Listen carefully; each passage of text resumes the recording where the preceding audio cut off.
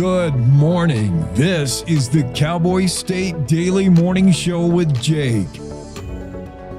The new way Wyoming wakes up.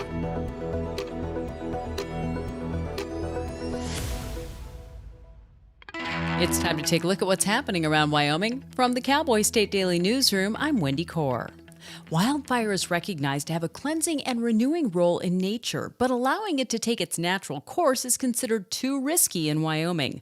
Cowboy State Daily's Mark Hines reports that most state and federal agencies in charge of public lands have a standing policy to go after every blaze with everything they've got as soon as possible. The Wyoming State Forester, she mentioned on our radio news program recently that that agency has a zero tolerance policy towards wildfire. In other words, there's no let it burn policy in their playbook. Fire springs up on their land, they're going to go try to put it out. The only place where a fire might be allowed to burn naturally is in a wilderness area under the U.S. Forest Service jurisdiction. The potential problem with that, as we saw with the Pack Trail fire last year, sometimes those natural fires can blow out of or escape the boundaries of the wilderness and burn a lot of the forest around them. But no agency or landowner is expected to stand alone. When a fire breaks out, it typically doesn't matter whose land it's on.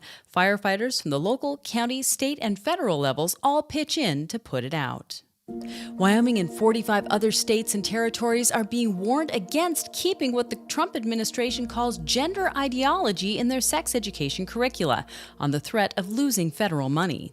Cowboy State Daily's Claire McFarland reports that a group of Wyoming Republican lawmakers have publicly asked Governor Mark Gordon to explain the curriculum President Donald Trump's administration is now demanding be removed. On the one hand, we have the Freedom Caucus riled up like we are out of compliance with Trump's agency and we're touting this gender ideology and how is this okay, Wyoming? And then on the other hand, you have Governor Mark Gordon's spokesman, like the Department of Health just had to choose from federally approved materials under the Biden administration. According to the governor's spokesman, it's not like there was some sinister social agenda here. It's just Wyoming trying to keep up with federal grant requirements. Gordon's office said the state is being whiplashed from the expectations of one federal administration to the next.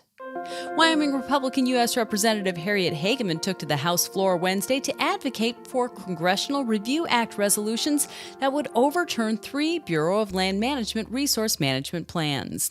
Hageman argued that the Biden-era policies amount to mineral withdrawals in disguise that restrict energy development across millions of acres. However, Cowboy State Daily's David Madison reports that the novel use of the Congressional Review Act to challenge land management plans has drawn significant opposition from legal scholars and environmental groups that warn the action could destabilize decades of federal land management policy. Critics say they're taking the management out of the BLM. Proponents like Representative Hageman say this is long overdue. We need to clear the way for more energy development on public land. Changing restrictive federal land use policies has been a long-standing priority for Wyoming leaders across all levels of government who argue such plans hamper the state's energy-dependent economy. I'll be back with more news right after this. Casper Medical Imaging and Outpatient Radiology meet all your imaging needs with 2 convenient locations in Casper. Whether you need a mammogram, CT, ultrasound, MRI, or DEXA scan, your image is always our focus. Visit our East Campus at 6600 East 2nd or our main campus at 419 South Washington, and let us help you find the answers you need through high-quality imaging and compassionate care close to home. See what we can do for you at caspermedicalimaging.net/services. State Representative Bill Allemond of Casper now goes by the nickname Mr. No Nuclear. It's a title he earned from his fellow representatives due to his fierce opposition against plans by Energy Development Radiant Nuclear to bring nuclear microreactors and their spent nuclear waste near Bar None.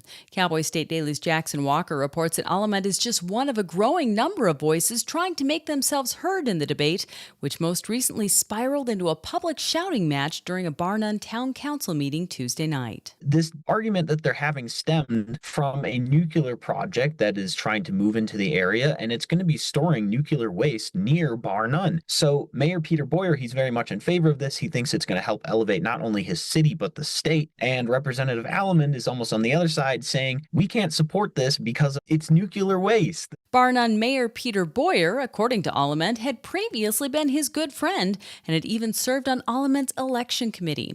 Now, in the wake of his nuclear advocacy, Aliment says that Boyer won't return his phone calls. And that's today's news. Get your free digital subscription to Wyoming's only statewide newspaper by clicking on the daily newsletter button at cowboystatedaily.com. I'm Wendy Core for Cowboy State Daily. We said we'd never give in to a meltdown. Okay. And we'd never babysit with a screen. We said we'd never let the toys take over. Mariella. Never leave the house looking, well, and never let them out of our sight.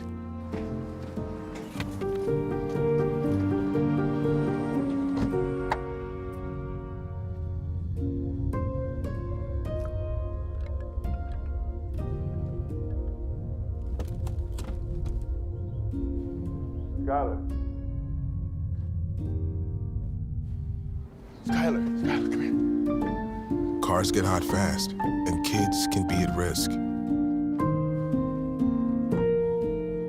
Before you leave the car, always stop, look, lock.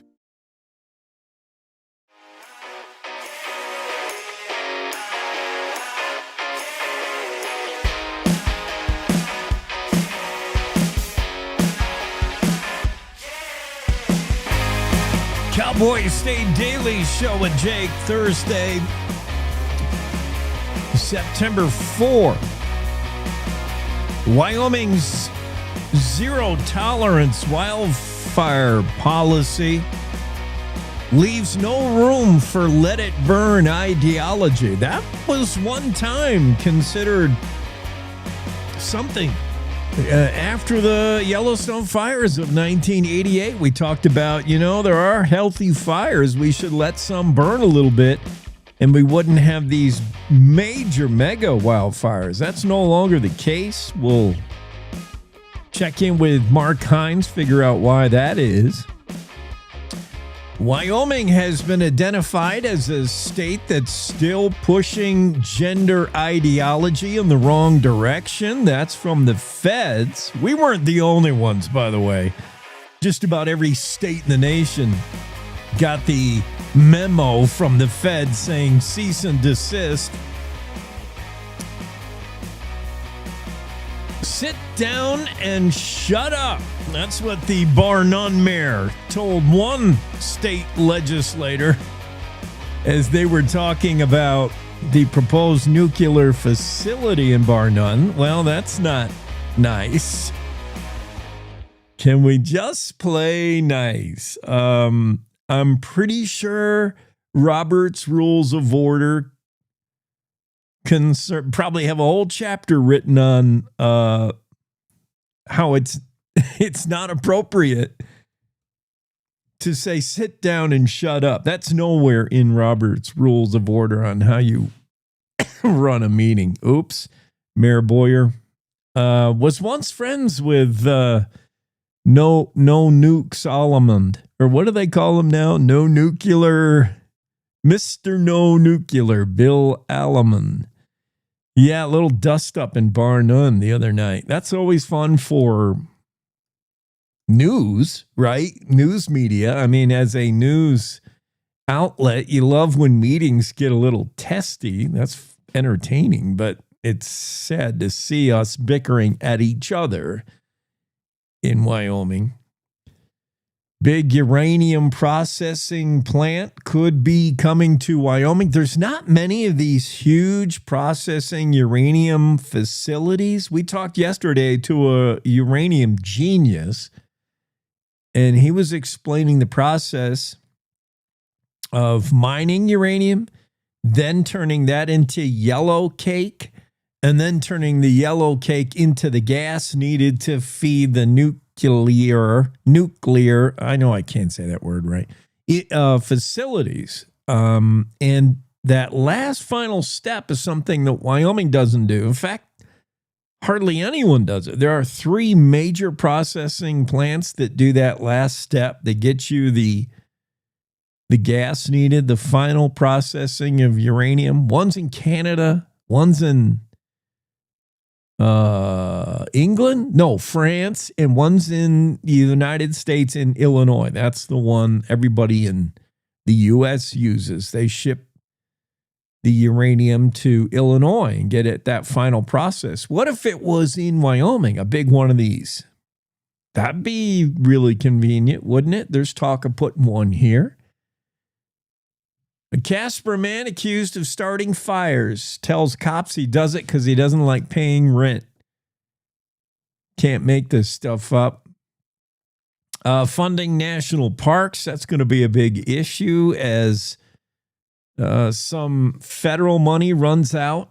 Billions of dollars of backlog repairs at risk in Grand Teton National Park alone as the Great American Outdoors Act expires this month. Casper cosmetic surgeon says he didn't do anything wrong. He's been sued by 2 clients who were looking for mommy makeovers and got maggots in their boobs. That's right. I said that right. Oh, man. Yeah, so we're going to kind of cover the gamut. You know, that just about covers everything that could possibly happen in a day, in a 24-hour period, I think. Casper, areas of smoke, sunny, breezy, 82 today. Some smoke in Lander, slight chance of rain around 3, 83 the high in Lander. In Evanston, mostly sunny, 80. Rock Springs, sunny and 83. In Pinedale, you might see a little bit of smoke. Sun will try to bust through there with high 79. Afton, some smoke later in the day. Otherwise, mostly sunny, 81. DuBois, smoky. A slight chance of rain in the early afternoon. Otherwise, sunny, 77. Jackson, smoky, sunny, 82 today. Thermopolis, areas of smoke, sunny, windy, 84. Cody, sunny and breezy, 78 with some smoke. Hazy in Buffalo as well. Sunshine, haze kind of thing. Windy, 75 the high in Buffalo, 78 in Sheridan with some sun and smoke mix. Gillette, areas of smoke, otherwise sunny, windy, 76 the high in G-Town. Newcastle, smoke, sun, wind, 78. Areas of smoke in Torrington, probably after 11, sunny and breezy, 88 the high in Torrington. Lusk, you'll top out around 80 with smoke and sun. Cheyenne, a mix of smoke and sun. That smoke should burn off by noon and bring you sunny skies, 83 in the state capital. 78 the high in Laramie with sunshine. Areas of smoke in Rawlins showing up after 11. Sunny, otherwise 81 the high in Rawlins. That takes you around the state with the day weather forecast. And don't forget, today's an Ask Abby Day. Can't wait to have Abby on. Abby, in case you're tuning in this early and she's not up yet, no way. Abby sleeps until like 9, gets up, fixes her hair, and pops on the show. I'm pretty sure that's how Abby does it anyway. But if she happens to be somehow awake, right now, your trivia is going to concern NFL football. Where's my NFL? Yeah, football. Football starts today. So we're going to do NFL. She's going to be lost, I know. Maybe she'll surprise me and she'll know more about football than I think. Easy questions regarding football today, as the season gets underway with Thursday night games. We're also going to have on a representative from DraftKings to talk about responsible gambling as the football season starts. She's very interesting. And we're going to talk about does America have a gambling problem? Can we watch football without putting money on it? My brother can't. He's got to bet every game. Yeah, so we got a ton of special guests. Let's start with, we're going to dig right into the stories. Greg Johnson not going to be with us this morning. Jen, I should open the Zoom room, see if Jen's going to be here. I don't expect she will, but we'll open the green room just in case we catch her in there with her hand in the M&M bowl, and we'll invite her into the show. I want to start easy with you. I don't want to get yet to this firebug, this alleged arsonist. Alleged, although he admitted himself that he starts fires whenever rent is due. Oh, believe me, dude, we share more than you realize. I get frustrated when rent is due, too. But I draw the line at setting something ablaze. Let's go right to the squeamish story. Claire McFarland's story. She's been following this lawsuit against a Casper cosmetic surgeon who specialized in so-called mommy makeovers. Little tuck here, little nip there, little expansion of the breast area, give you this Sydney Sweeney treatment. This surgeon is being sued by two clients who say they were left sick and disfigured. And the latest is the Casper surgeon says he didn't do it. Of course. He worked for, at the time, he no longer does. He is Dr. Christopher Stewart, worked for a new Beautiful You based in Casper. The lawsuit brought by Afton Jennings, Casey Duncan back in July, suing Dr. Stewart along with New Beautiful You, the clinic, along with its president, its vice president, its medical director, and anybody associated with the clinic. I mean, that's how you sue nowadays. You don't leave any rock unturned. And the suit claims, let's start with Duncan.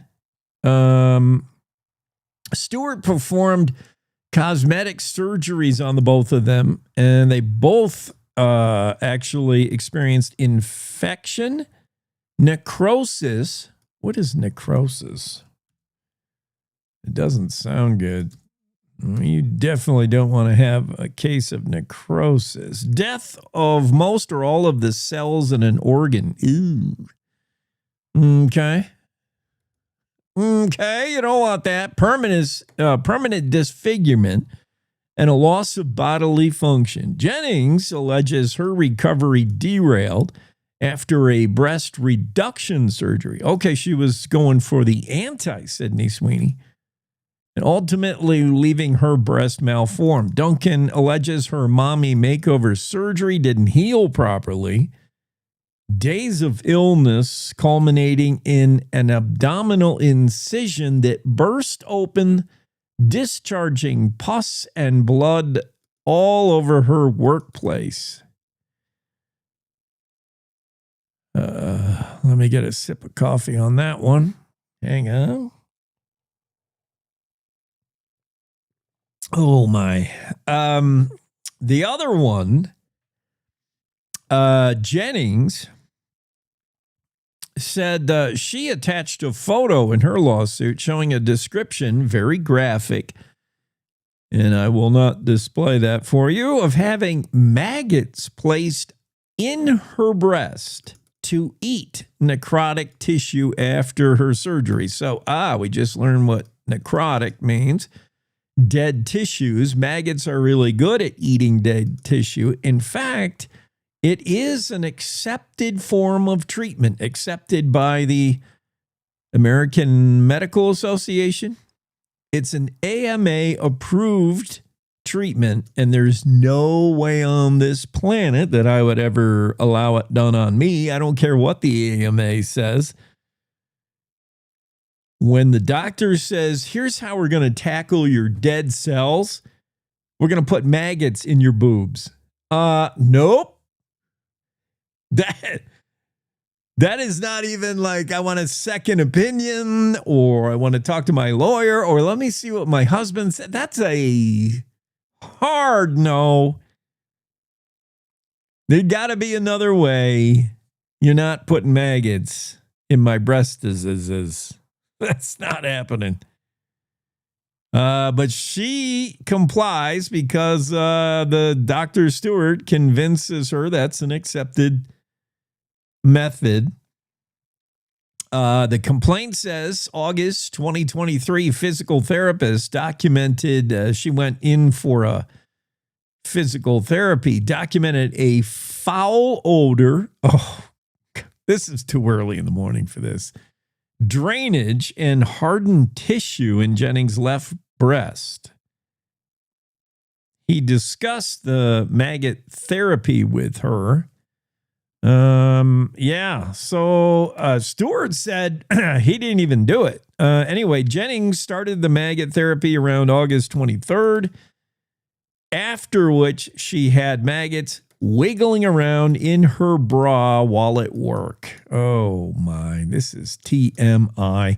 Stewart says he didn't even put the maggots in her, even though he's agreed that it is a medical procedure that's approved by, not the AMA, approved by the FDA, the U.S. Food and Drug Association. Boy, RFK Jr. should look into that while he's kicking over every table in the temple. RFK Jr., we'll talk about him later, is just running amok. Even though President Trump said, I know one day I'll have to rein him in. He's not reining him in yet. RFK is going wild, man. It's a goat rodeo, said one. Who said that? Senator John Kennedy of Louisiana. No relation to John Kennedy Jr., RFK, or Robert Kennedy Jr., sorry. Does every politician have the last name of Kennedy? It gets so confusing. About as confusing as me changing subjects. But I did want to say that RFK Jr., while you're going crazy, like banning all these vaccines and doing all this stuff as the Health and Human Services Secretary, literally, Kennedy is going wild, wrote one story, left-leaning media here. While you're doing that, RFK Jr., look into the U.S. FDA approval of maggot therapy. Oh, I got a feeling that needs to be on your list of things that shouldn't be happening anymore. Anyway, Senator John Kennedy, no relation, of Louisiana, said that he's concerned about RFK Jr. going crazy with all his health and human services stuff. And he said, so far, all I see over there is chaos. I mean, it's a goat rodeo. That's what he said. Do they have goat rodeos in Louisiana? I'm not sure what a goat rodeo is, but I suddenly want to see one. I love it. Oh, it's urban. What's a goat rodeo in an urban dictionary? I guess I got to get hip here. Goat rodeo is slang for, chaotic, disorganized, unmanageable situation. I love it. So there's not actual goat rodeos? Darn. I was wishing there was. I love it, though. If that's a term they use in the Deep South in Louisiana, I dig it. And I'm going to use it. I'm going to add it to my vernacular. Maybe I'll drop it on Abby when we talk later. Yeah, Senator Kennedy, not that Senator Kennedy, not RFK Jr. Senator John Kennedy, Republican of Louisiana, said when he's looking at Health and Human Services over there, he said, so far all I see there is chaos. It's a goat rodeo. How's the average American who is trying to make a decision supposed to make a decision based on what's going on now? We've already had this kind of chaos during the pandemic. Yeah, so even Republicans are turning on RFK Jr., saying he's just running wild. Days before the November election, Donald Trump, who introduced as his BFFs Elon Musk, and we know what happened with that relationship, as well as Robert F. Kennedy Jr., Trump said before the November election, he said, I'm going to let him, meaning RFK Jr., go wild for a little while. Go wild on, health stuff. He wanted someone to come in and just dismantle this whole COVID notion. Trump in the beginning was so not down with COVID. And then he finally had to knuckle down and comply. I think, there was so much pressure on him. But now he wants to manifest his true beliefs on COVID through RFK Jr. He said, I'm going to let him go wild for a little while. Then I'm going to have to maybe rein him back, said Trump. Well, Kennedy's going wild, and there's no sign that Trump's going to rein him in at all. And I think it's kind of fun. I mean, it might have health implications. People may die, but it's fun to watch in the news anyway. RFK. And there's talk, presidential talk for RFK Jr. A little bit of whispering about him being kind of Trump 3. We've had Trump 1, Trump 2 administration. Trump 3 would be RFK Jr. Anyway, I'm off track. I just think that RFK Jr. should look into maggot therapy. It's gross. So that's the story. Claire McFarland, that really isn't the story at all. That's my take on the story. Casper, cosmetic surgeon, denies wrongdoing in permanent disfigurement lawsuit. That thing is just getting underway, and Claire McFarland will be following it for the Cowboy State Daily. Let's take a quick break. Coming back. Wyoming is a big state. There's so much ground to cover, so many stories to tell. But the Cowboy State Daily News team is up to the challenge. I'm Wendy Core, host of Cowboy State Daily Video News. Whether it's politics in Cheyenne, energy issues in the Powder River Basin, or grizzlies in Yellowstone, our talented crew of experienced journalists are out there finding and telling the stories that matter. What's the best restaurant in DuBois? Renee Jean checks it out. What's the most recent Supreme Court decision mean to our everyday lives? Claire McFarland explains. How is the upcoming elk hunting season shaping up? Mark Hines lets us know. Every day, I talk to the reporters who are covering the topics, issues, and people that are important to Wyomingites, and in our daily newscast, I bring you those stories. Tune into the Cowboy State Daily Video Newscast every morning, only on CowboyStateDaily.com. This is the Cowboy State Daily Radio Network. Hi. I'm your retirement fear. But don't be scared. You're still in pre-retirement. Does that mean I have more time to plan? Precisely. Here, this is pretirement.org. Retirement savings options? Potential tax breaks? Ooh. This isn't scary. I'm doing it. You got this. Visit thisispretirement.org for free resources to help you customize your action plan.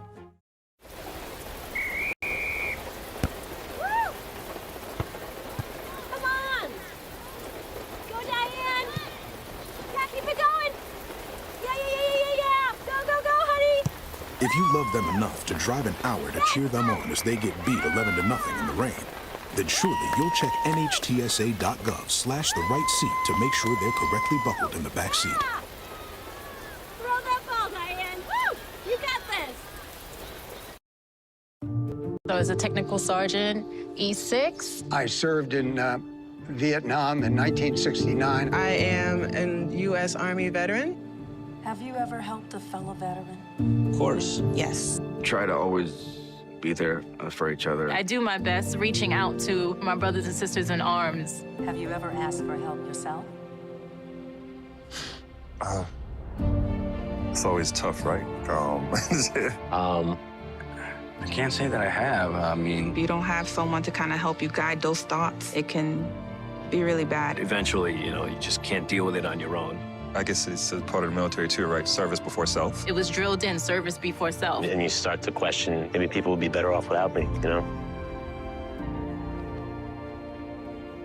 When you realize that you're not alone, once you take that first step, there's so much support.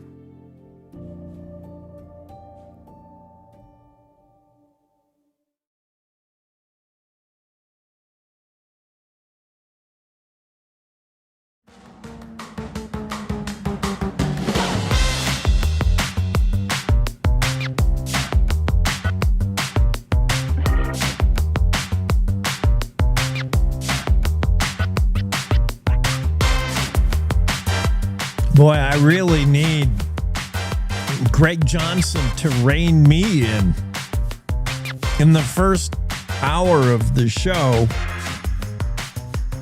I easily can get off topic, off color, and just off-putting, I realize. And that's when I need Greg to say, Jake, bring it in. Sharon just simply said, wow, in response to the show so far. I agree, Sharon. Wow. I don't know what she's probably when we were talking about the whole mommy makeover. Yeah, I hear you. Wow. Rob keeps insisting I need a Ledoux cap. Rob, I know. I do. I do need Ledoux. Preferably Chris.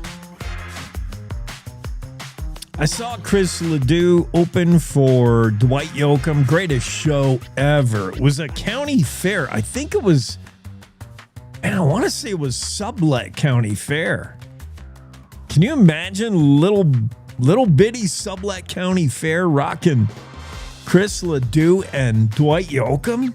I'm pretty sure it was a long time ago. Dwight was probably reasonably priced, and Chris Ledoux was an underappreciated Wyoming legend.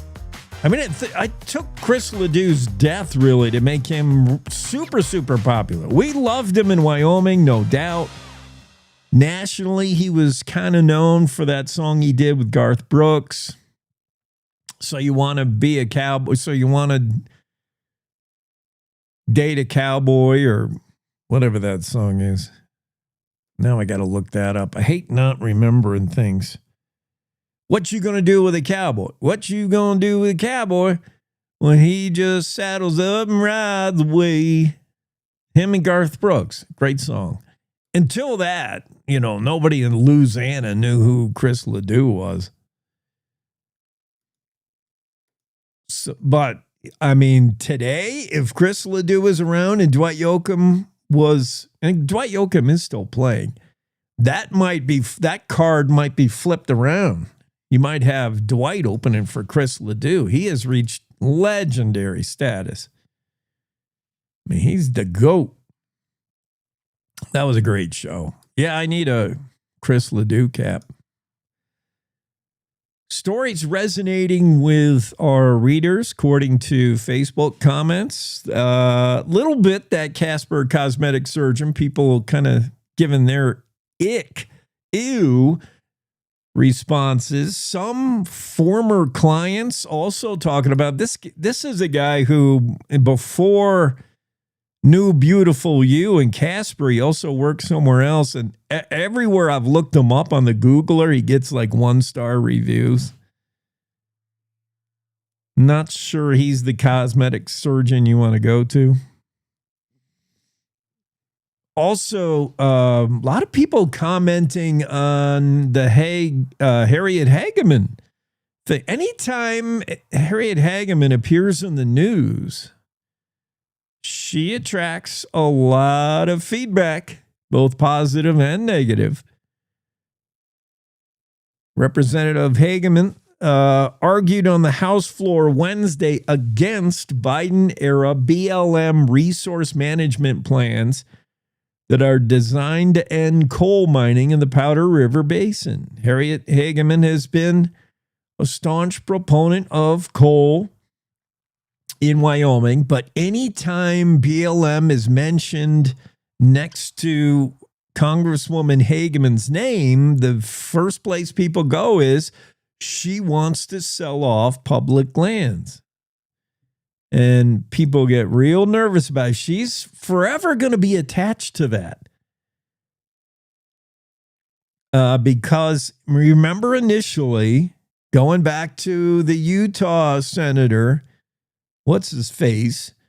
He had his own personal issue in Utah. He's got that coral reef area. He's got areas where he's thinking the BLM should not be in charge of it. The state should. So he proposes legislation, and being all good Republicans, everybody is in lockstep with it. And the only problem is somebody forgot to ask the American people what they thought about selling public lands, public federal lands. And suddenly in Wyoming, the pushback, the grassroots pushback was so loud that our own electeds, our Wyoming delegation, had to answer. Like, are you really thinking of selling off parts of the national forest or BLM? Like, what are you talking about? Selling off federal land and selling it to, Chinese billionaires and Russian monarchs. Do they have monarchs in Russia? And, the highest bidder. That did not sit well with and so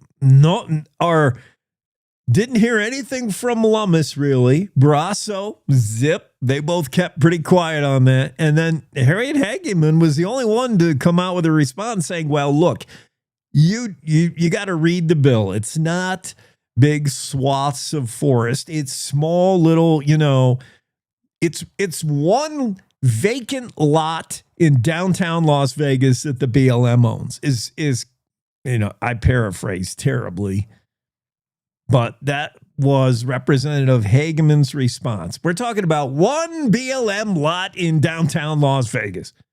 It's doing nothing, and it's holding up development of another casino. And that was it. So now she's pro selling off public land. And anytime the BLM is mentioned and with her name in the headline, that's everybody's response. Oh, she's going to sell off all the public land. She was simply the other day, Wednesday, addressing the House floor, talking about how Biden-era BLM resource management plans on BLM land in Wyoming were anti-coal. And she wanted to flip the script on that and said, we got to get doing coal on these BLM lands, especially in the Powder River Basin and Rock Springs. But the responses, according to Facebook, are all about the fear that Harriet Hageman wants to sell off public land. Talk about, and it's not surprising, comment sections get off track as easily as I do. Sharon says, yes, poor mommy makeover. Insane. I know. Just don't. Ladies, you look great. Stop with the surgery stuff. You look fine. You look great to us. Don't do it. Don't put bugs in your boobs or silicone or anything else. Stop it. Stop puffing up your lips. Oh, man, you see some of these celebrities that have gone like way overboard. It's insane how you can look in a mirror and not recognize the original you. When you do it incrementally, it's like boiling the frog. You puff up the lip a little bit, and then you think, a little bit more. Next thing you know, you are this hideous creature, and you don't recognize that you are. You think you look good, and I forget who's done it to what degree, but I see the before and afters. I'm like, what? How can you possibly think this is good, better than you were? Oh, just stop. Don't do it. Yeah, Rob says, what you going to do with the cow? That's the song I was trying to think of. Where do you send the Ledoux hat? Well, I can't give out my personal address. I would have too many paparazzi. I would have all kinds of fans trying to bust down my home. We're going to have to do that on the DMs. Wyoming's zero tolerance wildfire policy leaves no room for let it burn ideology. That story from Mark Hines showing great interest, according to comments, feedback. Not too much about the mayor of Bar None telling State Rep Bill Alleman to stay in his lane and to sit down and shut up. All of which I don't think are accepted Robert's Rules of Order procedure. Or maybe that was the chapter maybe that was the addendum that was never written. Robert, in his infinite wisdom, told us all how we should behave, coached us all on how we should behave in a public meeting. Don't talk at a person, direct your comments to the chair of a meeting, and refer to the person you're talking to as that nutcase from Oregon. That's how you had to do it. You had to talk to the chair. If you had an issue with, somebody else on your committee, you were not to look at him and say, you're an idiot. You were to address the chair of the meeting and say, Mr. Chair, would you please tell, and then it was also nice not to use his name. Would you please tell Bill Alleman he's an idiot? You didn't do that. You had Robert's Rules of Order said you would ask the chair, address the chair. Mr. Chair, would you please tell the state rep from, where is Alleman from? Goshen? Would you please tell these, state the good state representative Bill Alleman. No, you wouldn't use his name. Would you please tell the state representing Goshen that he is out of order and he should exercise the opportunity to sit down and close his mouth? That would be the accepted way. And then maybe there's a neo Robert Rules of Order that says it's okay to look right at a guy and say, sit down and shut up. But I don't know. It doesn't seem like the way to run a meeting. The firebug who starts fires because he doesn't like paying rent, that one is generating all kinds of responses. This is a beauty. I'm trying to save it till I know we have our peak listenership. This guy, man. This guy, just the photo of him. I don't want to go on. I don't want to be so superficial as to judge people on, their looks or judge a book by its cover. But if anyone needed cosmetic surgery, Dr. Death should fiddle with this guy. If he was in a lineup, he being, who is his name? Or I shouldn't say because I should use Robert's Rules of Order. This 46-year-old Casper man accused of starting at least 3 fires, suspected in others, allegedly told police. I don't know why that's alleged. If he told police, I'm sure they had a tape recorder running, that he turns to arson when he has to pay rent. He said starting fires helps him deal with his emotions. Oh, boy. This is what we create when we do the whole inclusivity and DEI. This would be accepted behavior for some in the woke crowd. They would say, it is stressful to pay rent, especially when your rent is high and your income is low. And you should be able to express your stress to get it out. And that could manifest in many ways, says the woke DEI, whatever. So it's perfectly acceptable for this man, the 46-year-old Casper man, to deal with his emotional stress by arson, starting fires. If this guy, though, seriously was in a lineup of 5 random dudes and they said, somebody in this lineup is accused of starting fire, that guy, him, I wouldn't need 1 second. That's the guy we're looking for. Him. This story is, we'll get into it. But that has caused a lot of feedbacks. Also, on the serious note, this story about Uranium Energy Corp plans to announce plans to start a state-of-the-art uranium refining facility.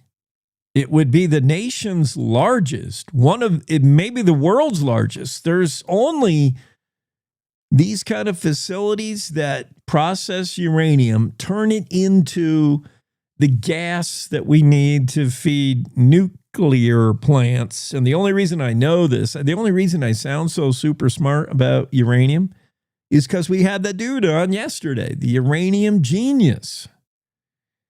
And he explained the whole process of how we mine for uranium in Wyoming and how we turn that into then yellow cake. And the yellow cake is then further processed into the gas we need eventually. We're looking for a certain isotope, right? What is uranium? We're looking for isotope 256. Listen how smart I am. I'm like a genius. We're looking for U-256, I think. No, U-235. That's the one we want. That makes nuclear. That makes pair, I think. Anyway, the only facilities that do this, that last step to turn uranium into gas, there's one in France. There's a big one in Canada, which is basically New France. And there's one in Illinois, and that's it. So why not have a big one in Wyoming? Wyoming's on the short list of places to put one of these facilities that would enrich uranium in that last process to make it ready for nuclear. And that's exciting news for Wyoming, but whenever you talk nuclear, it gets people, it brings the opinions out, let's say. Boy, it sure did in Bar None the other night. Sit down and shut up. I hope we have video of that. Do we? I'll look for it. We'll be back. Want to stay in touch with what's happening around Wyoming? I'm Wendy Core, host of the Cowboy State Daily video newscast. From Mountain View to Upton, from Jackson to Cheyenne, our reporters are out there finding and telling the stories that matter. Every day, I talk to the talented journalists who are covering the topics, issues, and people that are important to Wyomingites. And in our daily newscast, I bring you their stories. Tune in to Cowboy State Daily video news every morning, only on CowboyStateDaily.com. Wyoming is a big state. There are so many stories to tell, and here at Cowboy State Daily, we pride ourselves in bringing those stories to you every day. I'm Riley Strand, videographer and production assistant for Cowboy State Daily Video News. Every day, host Wendy Core and I talk to the experienced journalists who are covering the topics, issues, and people that are important to Wyomingites. And in our daily newscast, we bring you their stories. Tune in to Cowboy State Daily Video News every morning, only on CowboyStateDaily.com. You're listening to the Cowboy State Daily Radio Network.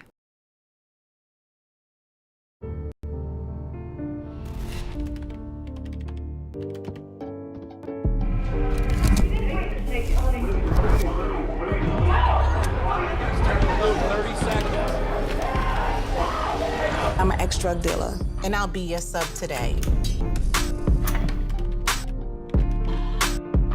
Can you see anything different as a pill?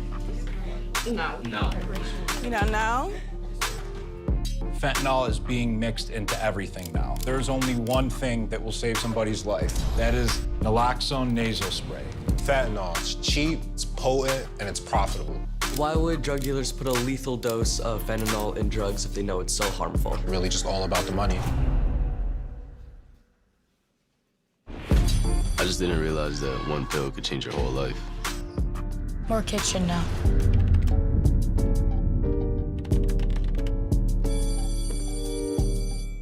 In today's digital world, it's hard to know who to trust. Your local TV and radio stations bring you the facts. Misinformation and deep fakes flood social media, but broadcasters deliver verified and accurate news. For news, emergency updates, sports, and entertainment, turn to your local stations. Text TV to 52886 and urge Congress to support the vital local journalism broadcasters provide. Did you hear? Todd's in the hospital. Who's Todd? He got a collapsed lung from vaping. He thought it was cool. Not cool. Promise you won't vape, Emma. It can lead to a lifelong addiction, and we can't be friends if your lungs collapse. Bogus. Wacky sitcom teens aren't the best people to talk to your kid about vaping. Hey, you got a minute? You are. Start the conversation with your child about vaping today.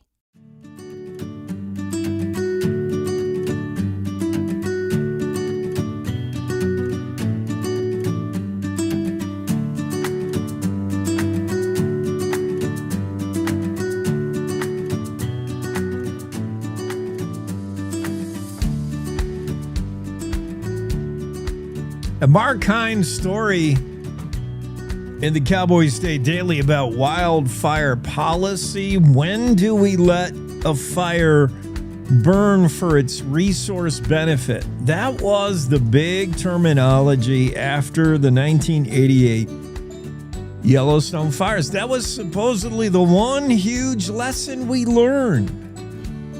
That's all you heard post 1988 and the fires. Well, the reason they were so big is, it was seasonal drought that year, or maybe multi-years of drought, but it was the policy of putting out every little fire as soon as it started. Fire is natural. Wildfire is natural, and it's needed to cleanse the earth. And if you don't let fire do its natural thing, then it allows for a mega fire like the 1988 fires of Yellowstone that burned down more than a third of the park. That was the rhetoric for decades following Yellowstone, and now suddenly I don't see that anymore. The last 5, 6, 7, 8 years, we're now putting out every fire. Like every time I see one tree torched, here come the hot shots. And I thought I thought we were letting burn, especially where it's in wilderness areas and the fire starts are in the deep, remote part of a forest, and they're not likely to have any threat towards valued assets. And so I asked Wyoming State Forester Kelly Norris. She was on the show the other day. I said, what happened to that policy? What is the policy? And she said the state of Wyoming, we do not have a let burn policy. We have a put out policy immediately. Those are the words of Wyoming State Forester Kelly Norris, who is super smart. I hope she's in this job for a while. She was fun, entertaining, informative, but she is talking about lands that would fall under the purview of the state of Wyoming. She's the state forester. She does not have policy-making ability over, let's say, the national forest. In remote areas of the national forest in Wyoming, the U.S. forest has a little more leeway on allowing natural fires to burn, and they do so occasionally, but even the national forest seems to have also leaned towards put it out. The BLM has a put it out immediately policy. So we're not letting fires burn naturally anymore. And I know everybody's going to say, log it, graze it, or watch it burn. They're going to, do that. Yes, I understand there is things we can do to manage our forest that also mitigate wildfire and has a dual benefit. It's a win-win. We can make paper products. We can log and timber areas. We can do two things at once. That's great. But I'm talking about whatever that policy is, the timber logging. I'm talking about when a fire starts. If a fire starts right today, do we go run, put it out, or do we let it burn? Because there is natural stuff to burning. Lodgepole pine, the tree that Wyoming's famous for, lodgepole pine, that does not procreate. That tree does not make other trees unless it burns. It releases its seeds in heat. It needs a fire to make other trees. No amount of logging is going to make you another lodgepole pine unless you come in, log, and then plant one. So you need the fire. Yet it doesn't seem like we're letting fires burn. We're putting them out immediately.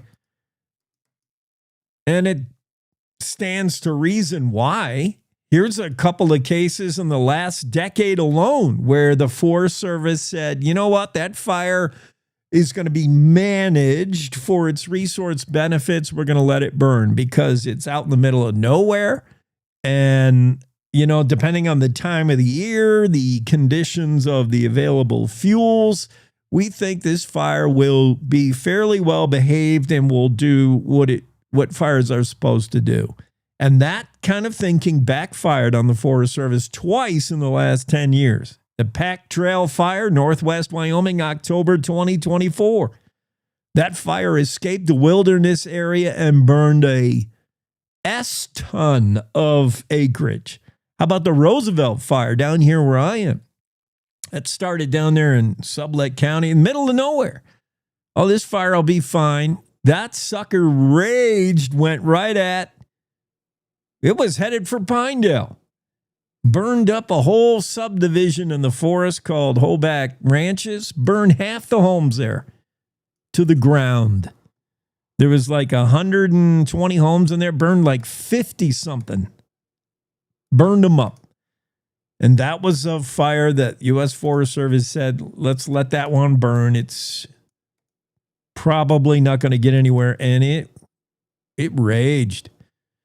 So, yeah, sometimes, and I think we're just at a point, answer. So what is the answer? I think we're at a point now where there's too many humans and with too many homes in too many places. And we're out there in the forest. We're interfacing in forest. And the idea that we could let any fire burn for its resource benefit is silly. Every fire is going to threaten a home pretty soon because we're out there. It's the same argument of let's have grizzly bears. Let's have the greater Yellowstone ecosystem all be connected. Let's have grizzly bears be able to roam from Yellowstone National Park all the way to Canada. It's not going to happen. We're not in that kind of world anymore. This is not America of the 1700s. It's 2025. We got roads and houses and Kmarts all over the place. We can't let fires burn. We can't let bears roam. Those days are over. Sadly.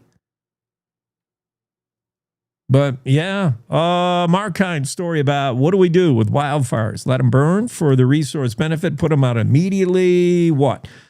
And his notion from the story is we're putting them out because we just can't afford to let them burn. Cowboy State Daily show on this Thursday. We got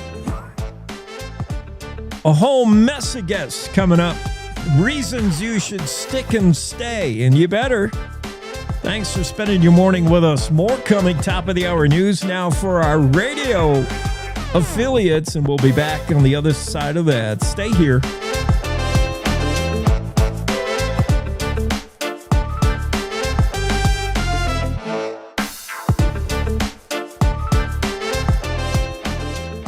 It's time to take a look at what's happening around Wyoming. From the Cowboy State Daily Newsroom, I'm Wendy Kaur.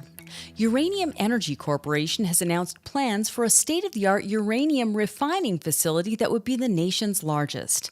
Cowboy State Daily's David Madison spoke to a representative from the company who said that Wyoming is on the short list to be home to the processing complex. I spoke to the vice president. He announced that Wyoming is one of a few states they're considering to site what is essentially a uranium refinery, the same way crude oil gets changed into gasoline. It's this refining step that there's a bottleneck on currently globally. We've depended on Russia and other countries to get us through this step in the nuclear fuel cycle. This next one that Uranium Energy Corp wants to build will be the biggest one in the United States, and it could be in Wyoming. Once the new facility is complete, no matter where it's located, it will likely help supply the refined atomic ingredients needed to fuel every type of reactor, including microreactors like those Radiant hopes to manufacture in bar none. A 46-year-old Casper man charged with starting 3 fires around the city since May and suspected in others allegedly told police he turns to arson when he gets mad at his landlord over having to pay rent. Dallas Ray Smith appeared Tuesday in Casper Circuit Court on 2 counts of 4th-degree arson stemming from 2 fires he's accused of starting Friday.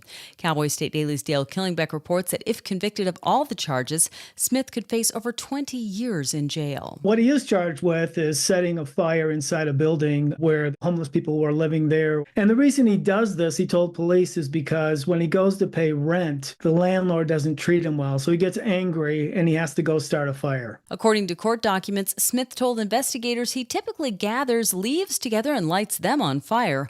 Although the fires scare him, he said they provide some relief to emotions he doesn't otherwise know how to deal with.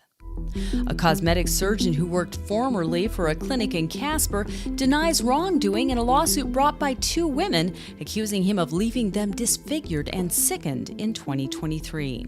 Afton Jennings and Casey Duncan in July sued Dr. Christopher Stewart, a cosmetic surgeon who previously worked for Casper-based New Beautiful You.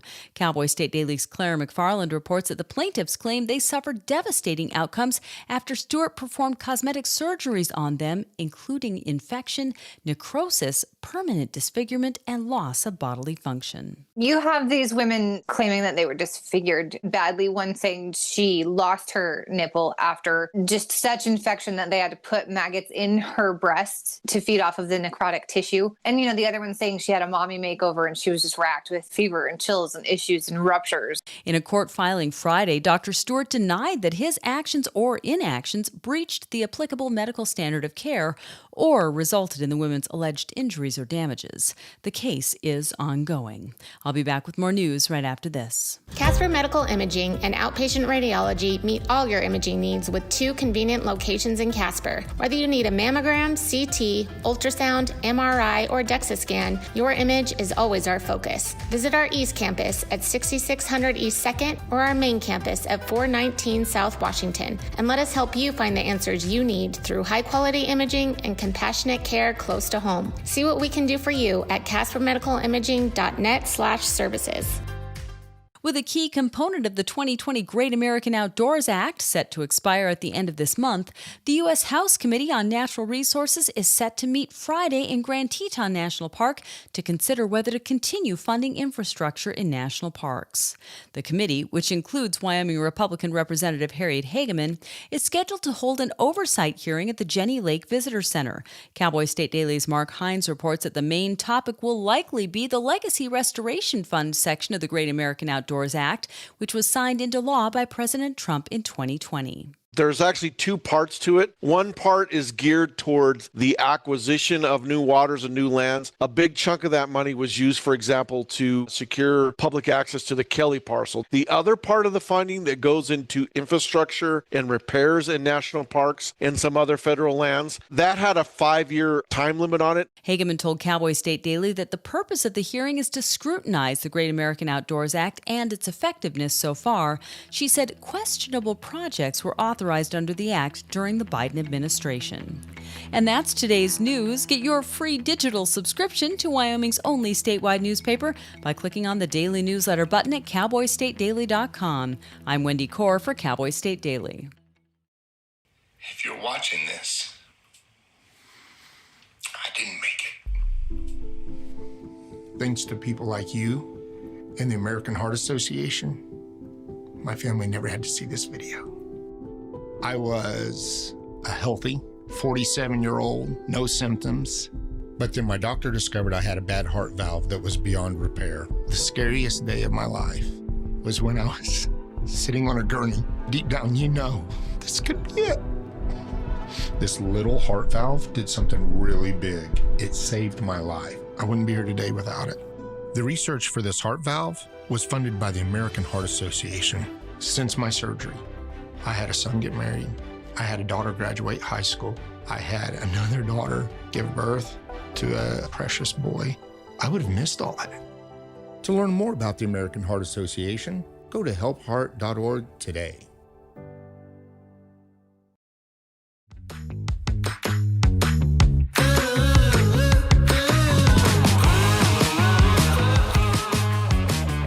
Yeah, welcome back in studio. Thursday edition of the Cowboy State Daily Show with Jake.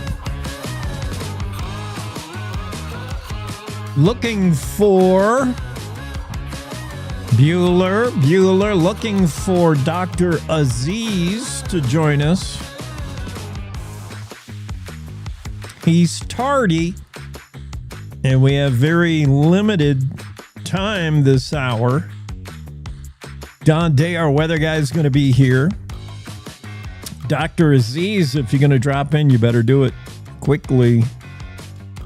We're going to talk also this hour to Trent Weitzel. He is the guy behind the wings that Josh Allen eats, endorsed by the MVP, endorsed by the greatest football player of our time right now, Josh Allen. Trent will talk about his four-peat. He just brought his whole wing shebang to Buffalo, New York again, and again cleaned up as far as awards. Like best sauce, favorite wings, whatever. We'll ask Trent if he's sick of winning already. Probably not. Double Dubs. Find out why. They are the preferred wings of just about everybody. And definitely for number 17 of the Pokes and the Bills. Trent will be on this hour. Jackie Dorothy will stop in as well. I'm excited about this uranium facility. You know, I'm still nervous about nuclear and the whole idea of sticking spent nuke fuel underground. I mean, we all know that it lasts for like a zillion years. And I'm worried about storing spent nuclear fuel underground in Wyoming. I don't like the idea of even putting garbage underground in Wyoming at landfills. Wyoming's too beautiful to pollute, too beautiful to litter. And I don't like even a Burger King wrapper floating around on the ground or a Walmart plastic bag caught in sagebrush. That stuff is not appealing to me any more than burying a wind turbine blade or spent nuke fuel. I don't want any of that stuff under the ground in Wyoming. Wyoming's pristine. Wyoming's wild. Wyoming is natural. I don't want anything unnatural in this state. So on that note, yeah, I get it when people in Bar None and people throughout the state say, I'm a little worried about burying spent nuclear fuels underground because they have a half-life of a few generations. My grandchildren's grandchildren may be able to dig it back up without it glowing. Like, it lasts a long time, and it's weird. So, yeah, I got concerns. I get it. I don't know if I'm going to go full Senator Allemond and say no nuke, but I've got concerns. I got questions. I want answers. So, yeah, as far as the what is being proposed in Bar None, I want to have the discussion. I want to have more information. But what about this facility? This sounds good for Wyoming. And you can't base every decision on what's going to make the state money. That's one of the considerations. I hate when it's your only argument. And I'm not hearing much outside of the money and jobs it's bringing from Mayor Boyer of Bar None, Peter Boyer. Most of everything I heard from him is he's already made up his mind. He's pro-nuke. He's talked to the company Radiant, and he says, yeah, this is going to be good for Bar None. He says that. Good for the economy, money, jobs, money, jobs, economy, money, jobs, economy, money, job. And pretty soon your concerns about safety are pushed down the list. Money, jobs, bringing money. That is important consideration for sure, but it's not the only one. This facility, look, if we are going nuclear, if that's the future, and Wyoming's pretty good at oil, coal, gas, but if those legacy energies have a deadline, if they really do have a final chapter at some point, and we have a whole mess of uranium just laying around doing nothing in the Cowboy state, then why not get into this nuclear age? Because we can do it beginning to end. We can dig up uranium, process it into the isotope 235. Is that what we decided we needed? Whatever it is. Right in this state, and then feed a power plant, a nuclear power plant, right in this state. We go beginning to end, right here in Wyoming. How good is that for a state that's always done energy better than anybody else? That sounds really good. Wyoming's in the running for a major uranium facility that would process uranium into that final step, as David Madison pointed out in his story. It'd be similar to these plants that refine oil into gas and diesel that we put in our trucks, these refineries.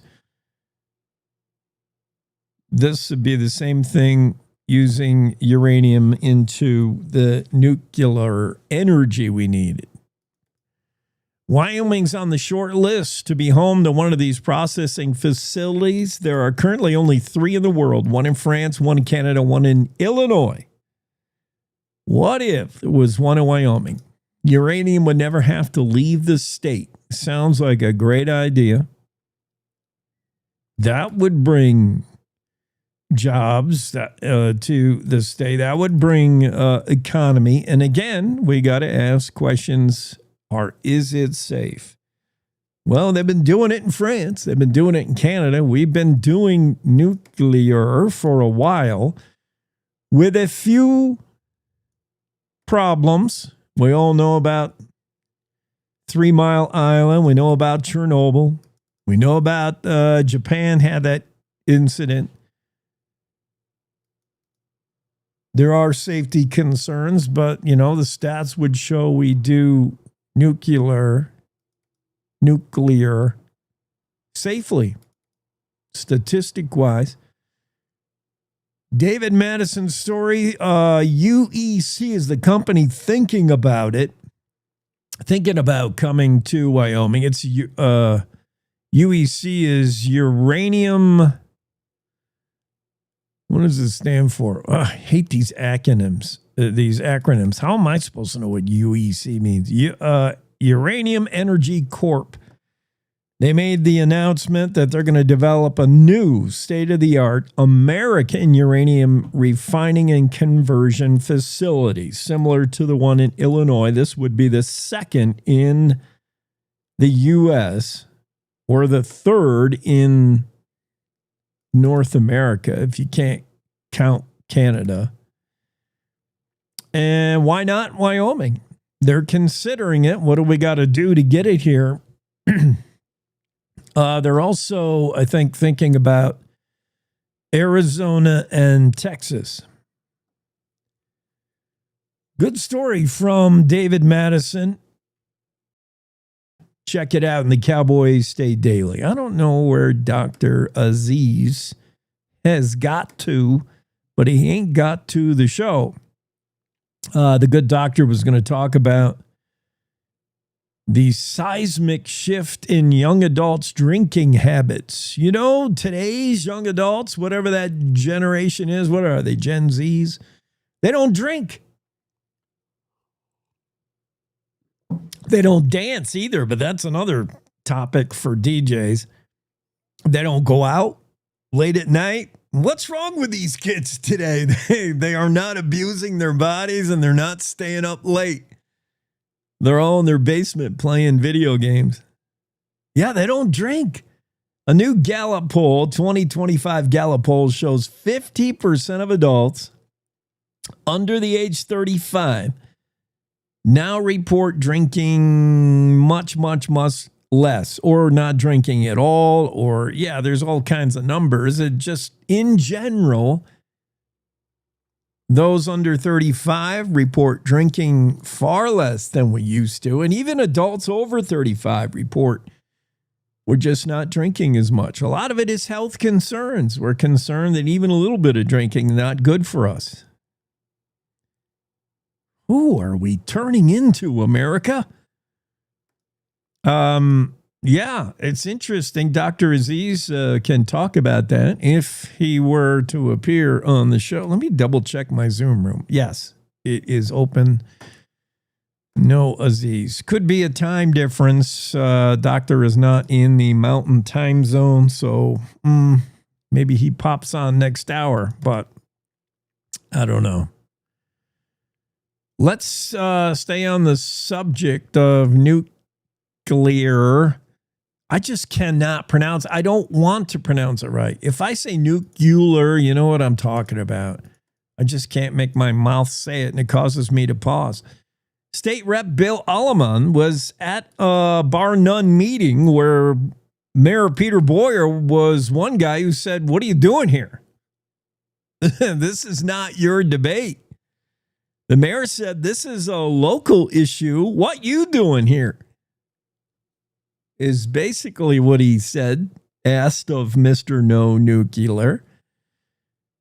The Republican out of Casper, State Rep Bill Alleman. Wait. Oh, he does have a dog in the fight here, as they say, skin in the game. He's Casper. Casper is, bar none. He represents his people. He's a representative from Casper. All right. That's bar none. So Alleman shows up at the meeting the other day in bar none where they were talking about Radiant Nuclear. And you know the project by now that's proposed there, this modular nuclear product that Radiant wants to do. The mayor had concerns at first, but seems like he's leaning toward that way. He likes what he sees and hears. Meanwhile, Alaman shows up at the meeting and says, I don't want this. My constituents don't want this. Actually, he didn't even say I'm against it. Alaman said, this is not something I wanted. This is something that fell in my lap, meaning his anti-nuke stance in this situation. He told Cowboy State Daily, 72% of my constituents are against it, against radiant nuclear coming into bar none. He said, that is the reason I'm against it, because my people who voted for me asked me to be against it, so I am. And he showed up to the meeting in bar none with this attitude. He said, my constituents are against it. And the mayor said, sit down, shut up. This is a bar none meeting.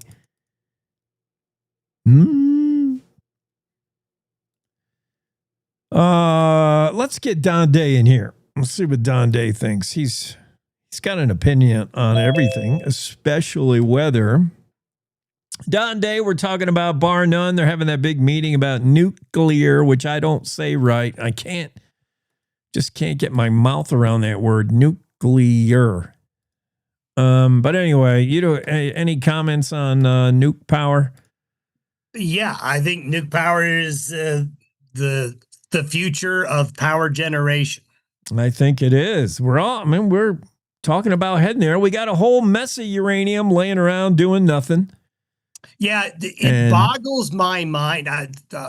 Not to derail you there, interrupt you, but it boggles my mind that we do have all this uranium and we do have the technology to create a lot of clean power, but we just insist on putting up these little whirly-bird things all over the place. Yeah. I mean, like anybody, I'm concerned about safety. I don't want to kill myself making power, but we all do things, statistically we fly. That's safer than driving. We do both of those things. So yeah, there's risk in life no matter what, no matter what you do. There is. All right. So weather-wise, I'm starting to have an eye towards Laramie. I want to make sure that northern Iowa is inconvenienced to the nth degree. So can we make it snow on them, guys? No, it's not going to snow in Laramie. In fact, the only thing that concerns me about Saturday, there's a small chance of an isolated thunderstorm around the stadium later in the day. But it's a small chance, but I have to say it, okay? Otherwise, we're talking kickoff temperatures upper 60s, around 70 or so. I mean, yeah, and if we don't have that isolated thunderstorm around, the sun will be out and, perfect, really. Yeah. Perfect weather. Now, they will be inconvenienced by altitude. Yeah. That's a given. You better know it. Wherever they are in northern Iowa, there's no way they're used to 7,220 feet. They're going to be sucking air. Yeah, let's hope those T-storms hold off. That doesn't happen, because any sign of lightning, they got to empty the whole war. Right, okay. yeah, we don't want that. No, we can't have that. Unless we're losing and we need to change the momentum. But I doubt it. I think we can handle the Panthers. What else is going on through the state? Yesterday was great. Yeah, yesterday was a beautiful day. Today, we got to talk about the wind. I hate to say it, but we've got a high wind warning up along the I-90 corridor there near Buffalo. There's a strong cold front coming out of Canada, and parts of northeastern and eastern Wyoming are going to see 40, 50-mile-per-hour wind gusts today and tonight. And it's going to feel like fall. Many areas tomorrow will only be in the 60s. In the central and the eastern parts of the state, some 30s will be found tonight up around Gillette. Tomorrow night, I can see upper 30s around Laramie and Cheyenne. Well, our friends in Canada that brought us hockey, curling, and Rush, one of the greatest rock trios of all time. Also, we got to deal with the cold fronts. Dang. Yeah, we can blame. There's always somebody to blame, and we can blame Canada for those. Can we put a tariff on those and then maybe get less? If we put the tariff up higher, maybe that would stop cold fronts. You never know. Tariff the weather. Well, we're coming up with some great ideas here. Thanks, Don. Have a great Thursday. Don day weather forecast. Yeah, we're considering tariffing the cold fronts out of Canada. Let's chew on that for a moment. We'll be back. To the Teton Range, Cheyenne to Sheridan, Rawlins to Ralston. Cowboy State Daily Morning Show covers the state like no other radio show or podcast. We love Lovell. We're eager to share the stories of Story will crow about Crowheart and yodel over Yoder. Whether you make your home in Sweetwater, Chugwater, Powder River, or Green River, the Cowboy State Daily Morning Show will make you feel right at home. Jeffrey City, Atlantic City, we see you. Little America, Big Piney, you're on our radar. Howdy, Wapiti, Meeteetse, Shoshone, 10 Sleep, good morning. Welcome, Torrington, Riverton, Wheatland, Lusk, Lingle, Lander, Timber, Casey, Kerwin, Moorcroft, Mountain View, Moose, Fort Bridger, Fort Laramie, Fort Washington, Hannah, Hudson, Hewlett, Dayton, Daniel, and DuBois. We are east of Weston, west of Midwest, north of Newcastle, and south of Sundance. Border to border, we love Wyoming and every one of its communities, bar none. This is the Cowboy State Daily Radio Network.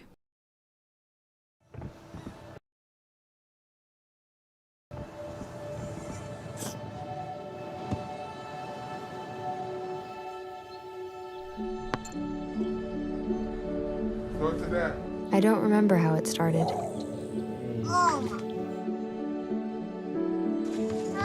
Our back and forth. Victory. Fumble. Repeat. It always came back. Dad! Okay, here we go, throw it! Yeah. You probably don't remember what you told me, That was perfect. but I heard every word. Nice.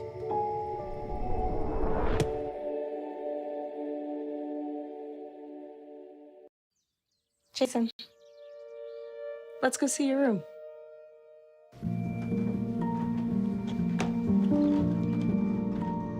What do you think? We kept it a little spare, so you can decorate it how you like.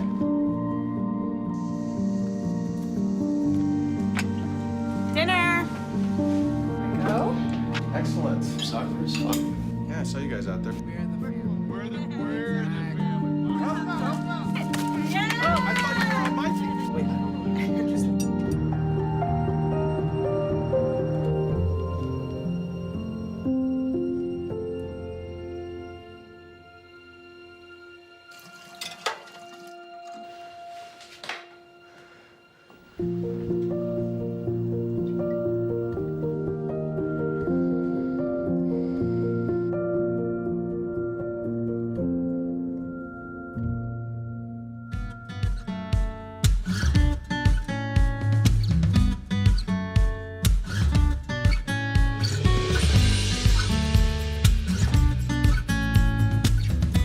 Finishing up those thoughts on the Bar None meeting, the Bar None Town Council meeting. That was Tuesday night.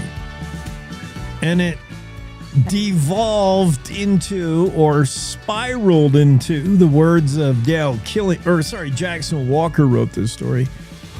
In the words of Jackson Walker, the meeting spiraled into a shouting match as State Rep Bill Alleman tried to say that, hey, my constituents don't want this here, 73%.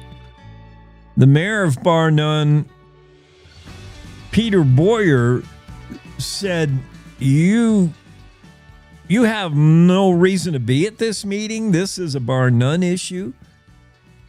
And also question the 72% of his constituents. He questioned that number. He said, show me the research, show me the poll. Where do you get that number?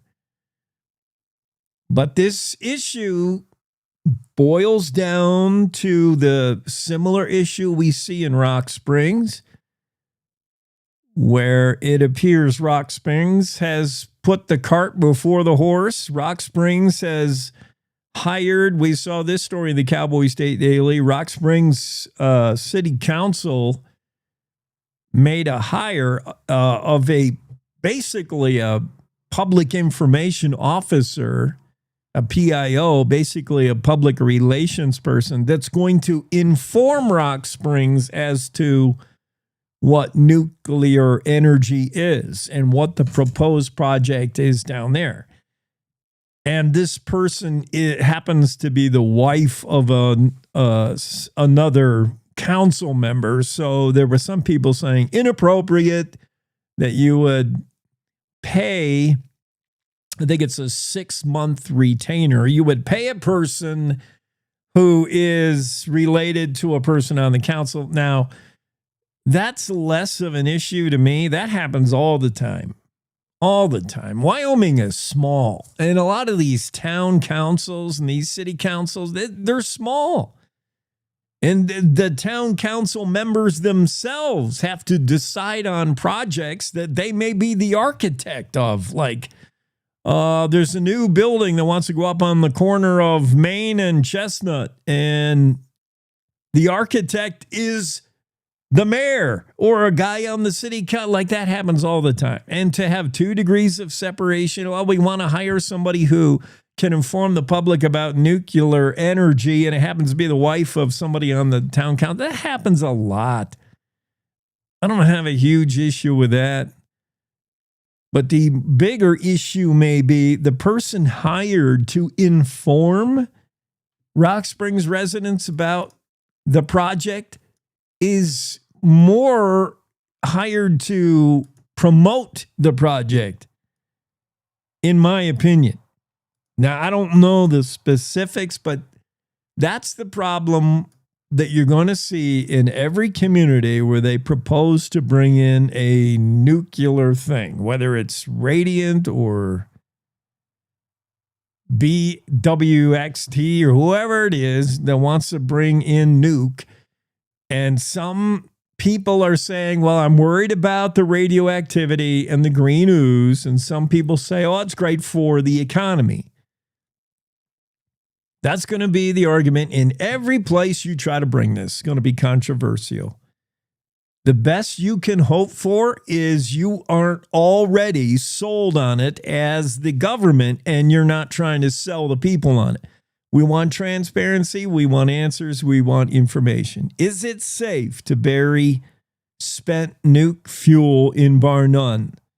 Is it safe to ship it around? Is it safe to have this facility here? What happens if it blows up?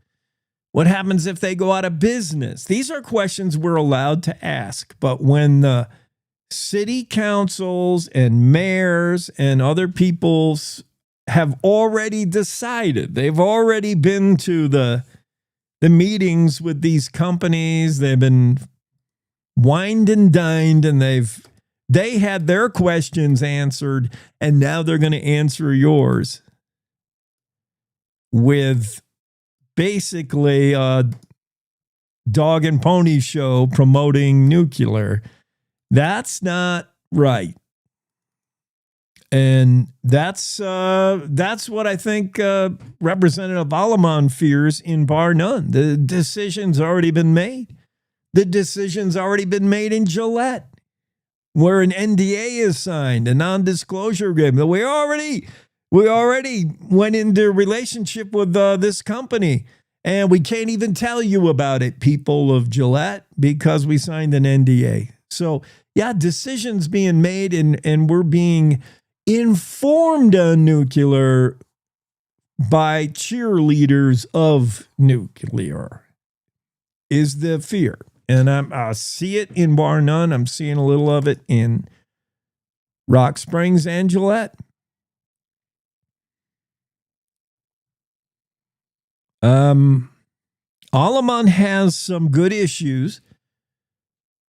Representative Alamon, who went to the Bar None meeting the other day, Mayor Peter Boyer told Alleman he was out of his lane.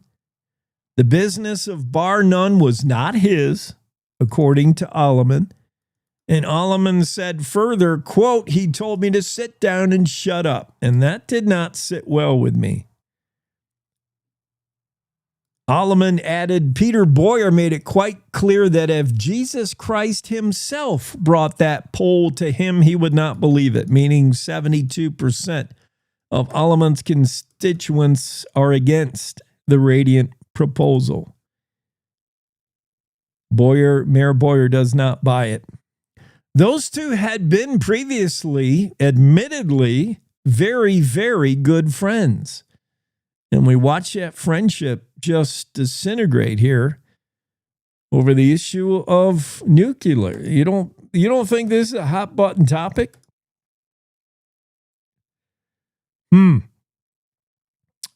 Alleman said that Radiant, he doesn't like how Radiant keeps hanging it over the heads of bar none people. Hey, if you don't like this, if you're going to make this difficult for us, we'll take this thing to Oak Ridge, Tennessee. Apparently, Radiant has said this. They said, hey, move now or we're leaving. And boy, you hate that. You hate when the pressure, anytime you're in a decision-making mode, whenever you're hurried, that's a classic car dealership. Hey, this offer goes away today. My boss said for the next hour is this price is good for. And then after that, well, too late. Whenever you're pressured like that, whenever, you got a company like Radiant saying, take it or leave it. And if you don't take it, we'll go to Tennessee. We'll pack up and we'll bring our whole show to Oak Ridge. And then Oak Ridge will be rich with a thriving economy and lots of jobs, and you'll still be bar none. That's what Radiant is saying. We'll take this thing to Oak Ridge. Well, Alleman said that he's reached out to Oak Ridge, Tennessee, and they don't want it either. He said on his dime, he's going to fly in a city council member from Oak Ridge, Tennessee, fly him in, put him up, and have him go meet the bar none people at the next council meeting. And he'll tell them, hey, good for you guys. If the threat is they'll bring it to Oak Ridge, it's not really a good threat because we don't want it neither. Whoa. This is getting exciting. Kind of. As exciting as it gets in bar none. A town that is really just North Casper. And a town that is really just a makeover airport. But it's disheartening. Friendships are getting busted. People are getting testy about it on both sides. And it all stems from just not enough information, not enough communication. And that's what the mayor is saying, which I like. The mayor says we're not communicating. We're not talking. Boyer said the nuclear debate in bar none boils down to an unwillingness by stakeholders to listen to one another. I agree. You're right, Mayor. He said the only way to find a solution is for politicians to put aside the egos and have genuine solution-oriented conversations. Bar none more. Mayor Boyer says everyone needs to communicate with each other and really get down to the root of the issue. Start talking to each other. We just need to talk to each other and stop talking at each other. That sounds good. I like that. That sounds better than sit down and shut up. Let's talk it out. Let's figure out what nuke is and whether we should be afraid of it, embrace it, or somewhere in between. Sounds smart to me.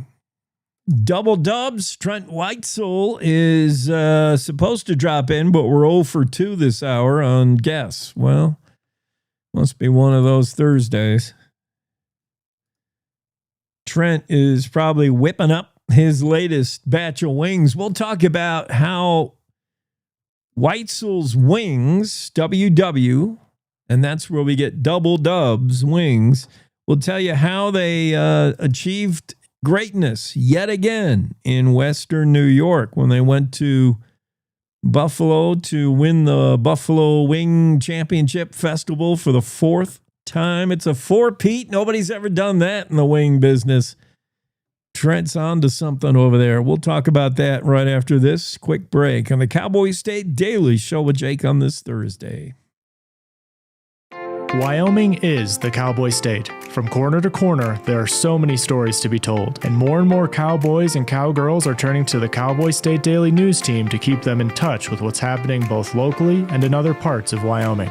I'm Riley Strand, videographer and production assistant for Cowboy State Daily Video News. We're proud to bring the most important stories to our viewers every day. The stories that start conversations, the stories that make us laugh, the stories that make us think. Our experienced journalists at Cowboy State Daily are crisscrossing the state every day, talking to those who know the news best. Every day, host Wendy Core and I talk to the reporters who are covering the topics, issues, and people that are important to Wyomingites. And in our daily newscast, we bring you those stories. Tune into the Cowboy State Daily Video Newscast every morning, only on cowboystatedaily.com. You're listening to the Cowboy State Daily Radio Network. Sometimes fatherhood I'm the first Viking who wouldn't kill a dragon. can feel like an epic battle. But you will. But you can change your kid's world just by being there. And with a little help, you won't believe how high they can soar. All right, bud, you ready? I'm proud to call you my son. Come on! Never stop being a dad. To learn more, visit fathersincorporated.com. Logan Wilson here at the M Building in Casper, Wyoming. They do more than just support businesses and private events. They support nonprofits by offering reduced rates to help the community thrive. The staff here at the M Building have been incredible in helping me organize a fantastic event. They are great partners for those who want to make a positive impact on the community. Come check out the M for your next event.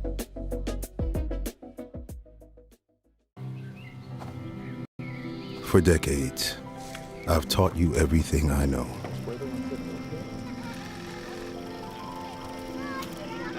How to safely build a fire.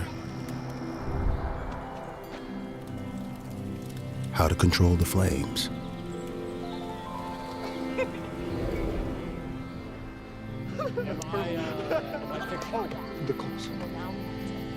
What to do with hot coals. How to secure your chains. There's no sparks.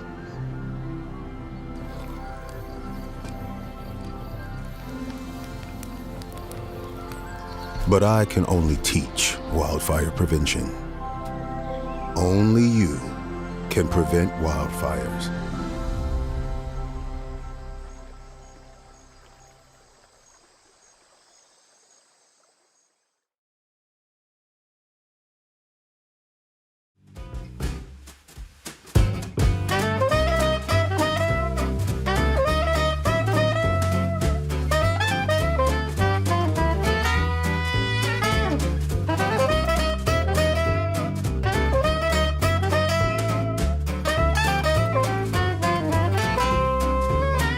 Cowboy State Daily Show on a Thursday. I can't get our Double Dubs guy on because I have Wi-Fi calling and Trent must not have an iPhone. That's what it boils down to. It's so frustrating. All the technology we have today in this world, and my first world problem today is I don't live in a place I have cell phone coverage. I live in Wyoming. There's no cell phone coverage in my house. You cannot get a signal. I'm in the middle of nowhere. I can reach out and pet an elk. I can see a mountain lion or a moose on a daily basis, but I cannot get a cell signal. Not going to happen from Studio Central here. So I have to do Wi-Fi calling. That's the only way I can do cell phone. And Wi-Fi texting means pretty much I can only text to another iPhone, and I don't know why. So when I do SMS text, if you don't have a iPhone, you won't get my text from my house. And Trent Weitzel of Double Dubs said, give me a heads up text when you want me to go on. And I did, and it didn't go through.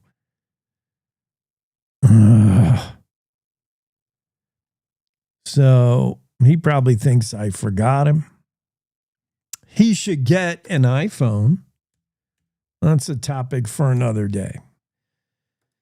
So yeah, that's I just want you to feel my pain, my frustrations. Yes, first world problems. What else? Oh, I guess we could get to this guy who starts fires because he doesn't want to pay rent. First thing I'll say to this guy is, I feel you, man. I don't want to pay rent either. First of the month is the most painful day. Dallas Smith is the guy I'm talking about. Dallas Ray Smith. He appeared Tuesday in Casper Circuit Court, 2 counts of 4th-degree arson. Stemming from 2 fires he's accused of starting on Friday. Was Friday rent day? Friday was maybe just the upcoming day that he had to pay. Friday was the 29th. And I guess his rent was going to be due the next day after that weekend. And he probably anticipated after the weekend he wouldn't have any money for rent. So he started a fire. Wait a minute. We got Zoom room. Oh, it is Trent in the Zoom room. Okay, stand by. This is important. Let's get to Trent Weitzel. Let's talk wings. Oh, I'm so excited. Trent, what's happening? How are you? I couldn't get a text out to you, but there you are. You must not have an iPhone. No, I don't have an iPhone. See, I knew that. I couldn't get a text, but I'm glad you're here. You're there. You're somewhere. Are you still in New York? Always moving. Yeah, you're always on the go. Yeah. Okay, so congrats. I'm so excited. Of course you won. Of course, there's a 4-peat at the National Buffalo Wing Festival. First off, tell me, we're talking to Trent Weitzel, Laramie food truck, humble beginnings, and he's now built that into a wing empire. Tell me the difference between going to this festival, this event, the first time when you were an unknown, you were an underdog. You were the guy that wasn't supposed to even be there, and you win it. Yeah. Now you're the guy with a target on its back. You are the bully on the block. It's different when you got to be the guy. Yeah, it really is, and everything. Like the first time we went out there, we overheard some people say, what does Wyoming know about wings? Yeah, so that was, I remember that comment pretty heavily. It was always on my mind, and then that first year when we won 4 awards was really awesome. And then just kind of coming back the second year, kind of understanding the flow of things a little bit better. And then the third year is when we won the first one. So, and then we've just been going after it ever since. So. Yeah, tell me about now, what is it you won? First of all, like the fan favorite, I like it. The contest begins and ends with how many people eat your wings and the number of wings that are in people's mouths. I mean, that's huge. And then there's also the sauces. So what is it that you did this year? So we won barbecue category. We got second in best in show. We got second in crafts. And then we got, holy cow. Yeah. 1, 2, 3. Yeah. So those 3 categories. And then we won festival favorite. Yeah. I like that one. Festival favorite. That's where the rubber meets the road. So tell me, you've told me about this before, but we always have to talk about it because we want to ride the coattails of number 17, Josh Allen. Even getting an invite to this deal, Tell me about what it was like. Like you have to fill out paperwork and they're like, who are you guys in Laramie, Wyoming? I don't know. You had a guy named Josh Allen go to bat for you saying, I love their wings. Yeah, no, like I remember when I first opened up my truck, like I've eaten wings all over the country and stuff, and I knew my wings were really good. So like when I first opened, I was emailing Drew, like he's the wing king and everything all the time, every single year. I'm like, come on, man, you got to let me in, got to let me in. Yeah. And then I got his phone number, and he just, since I was a food truck and nobody could really vouch for me, like he wouldn't let me in. And then I remember where I was at. I was exercising my horse, and I called Drew, and he's like, hey, Trent. I'm like, oh, man, I feel lucky you saved my number. And he's like, no, you're just the only one from Wyoming who calls me. It's you again, 307. Yeah, pretty much, so and then, I talked to him and asked him, and he said, no, like I have nobody to vouch for you. We're not letting food trucks in. And I was like, so I had to name drop. And I don't necessarily like doing that just because, I mean, it is sometimes all who you know and stuff. So, and then, he talked to Josh for about 30 minutes and we were in that first year. So one of my franchises says is that Josh brought us to the door, but then we kicked it down. So. Yeah, that's exactly what it feels like. And in honor of that, or just because Josh is one of your more faithful customers in the early days, you got a spicy blue 17, the Josh Allen wing. Is it as good as it sounds? Oh yeah, it's like one of our biggest sellers and everything. Like everybody, they don't even call it the spicy blue anymore. They just say, hey, give me the Josh Allen or give me the number 17. Yeah. So it's probably one of the best wings just because you don't need any blue cheese on it. It's a perfect wing. Dang. So let's tell you the reason why Josh Allen would vouch for you. You're there in Laramie, you're selling wings, you're at in Laradice at UW football games. You had a 17 that played there before Buffalo drafted him, and he was one of your steady customers. He truly does like your wings. He's a steady guy, orders wings still today. Yeah. So the last year he came to the festival, and we dropped off wings to him and Haley, and then so that was fun and everything. And then I tried to get a hold of him this year, but he was probably just way too busy. So. And this guy, Double Dubs, Trent, kind of gave us, if you were listening closely, gave us the heads up that maybe wedding bells were ringing when it comes to Haley. You always knew what 17's order was. He was pretty steady with that. But I think he ventured out and got like a taster's. What do you call he got the beer flight. He got the wing flight. Yeah, and you're like, wait a minute. He's ordering wings he doesn't normally order. He was turning Haley on to Double Dubs. Yeah, no, there was, we took her lime pepper, the garlic Alfredo, and then some barbecue and stuff. So. Dang. Hey, tell me about your daughter's genius idea, Caden's Secret Sauce, KSS. It's the Big Mac of wings. That thing how'd that go over in Buffalo?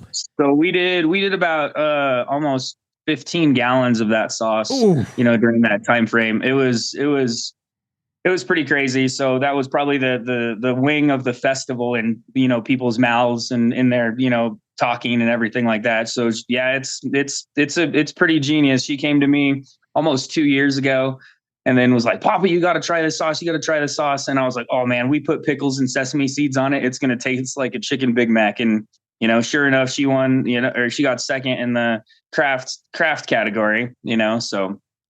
Way to go, Caden. Way to go. And that just shows you it's not just Trent. You can't do it alone. You need a village. You need an army, Dubs Army. Tell me about the volunteers, the people that go with you. They make sacrifice of their time to help you out.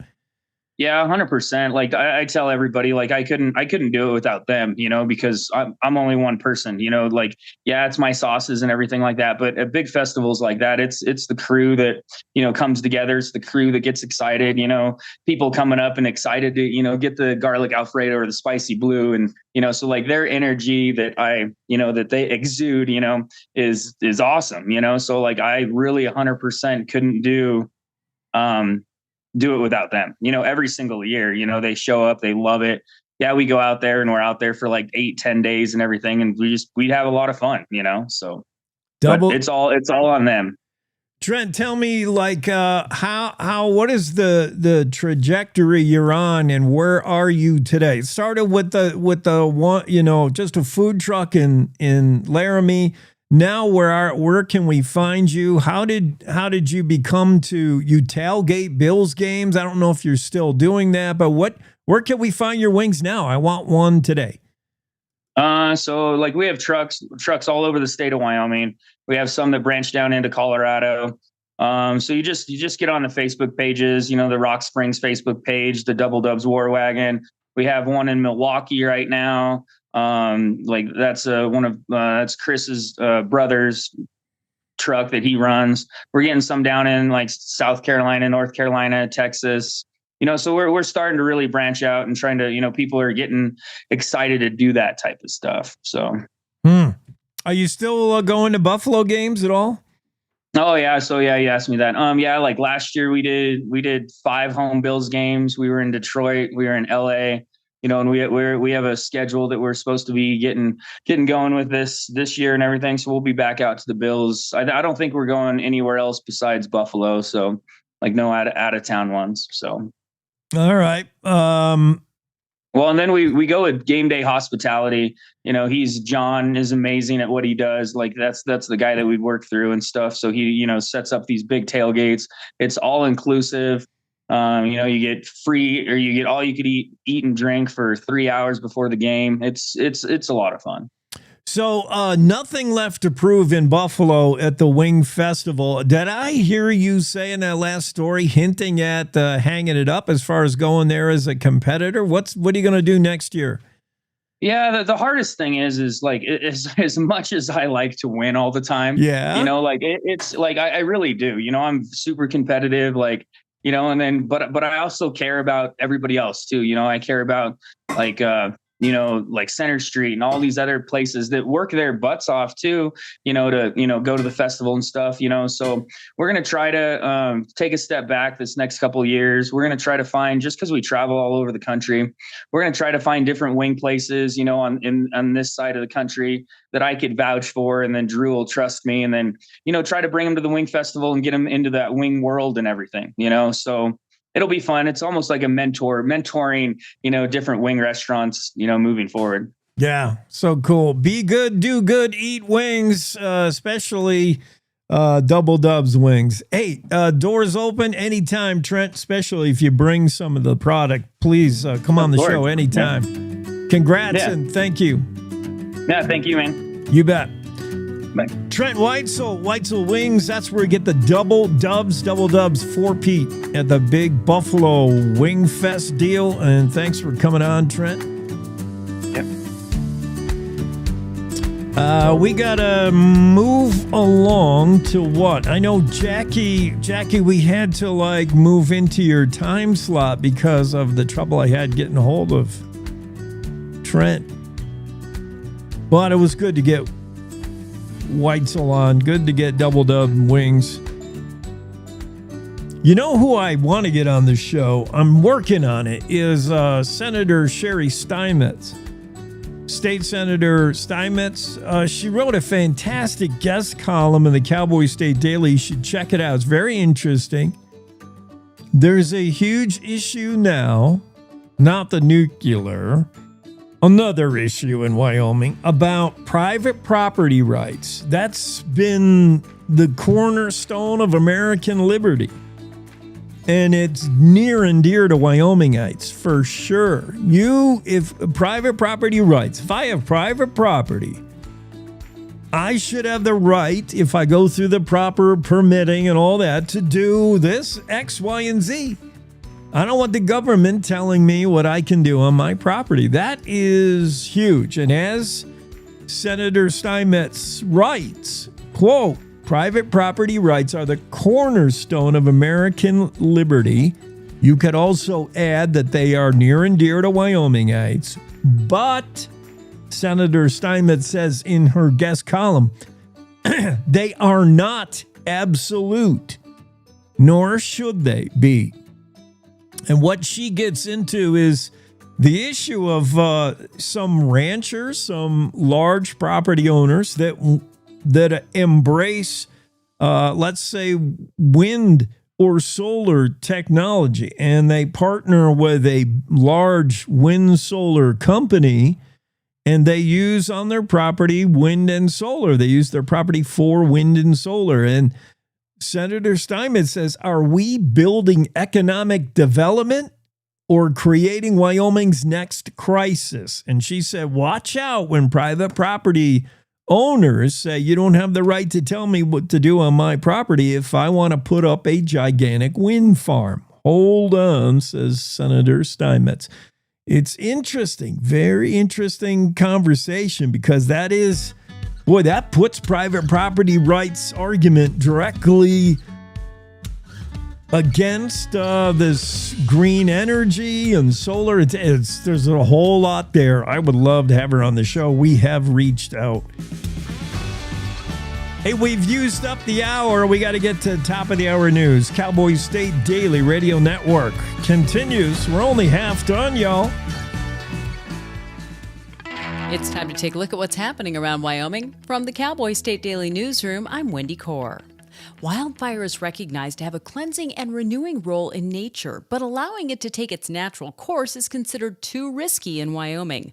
Cowboy State Daily's Mark Hines reports that most state and federal agencies in charge of public lands have a standing policy to go after every blaze with everything they've got as soon as possible. The Wyoming State Forester, she mentioned on our radio news program recently that that agency has a zero tolerance policy towards wildfire. In other words, there's no let it burn policy in their playbook. Fire springs up on their land, they're going to go try to put it out. The only place where a fire might be allowed to burn naturally is in a wilderness area under the U.S. Forest Service jurisdiction. The potential problem with that, as we saw with the Pack Trail fire last year, sometimes those natural fires can blow out of or escape the boundaries of the wilderness and burn a lot of the forest around them. But no agency or landowner is expected to stand alone. When a fire breaks out, it typically doesn't matter whose land it's on. Firefighters from the local, county, state, and federal levels all pitch in to put it out. Wyoming and 45 other states and territories are being warned against keeping what the Trump administration calls gender ideology in their sex education curricula, on the threat of losing federal money.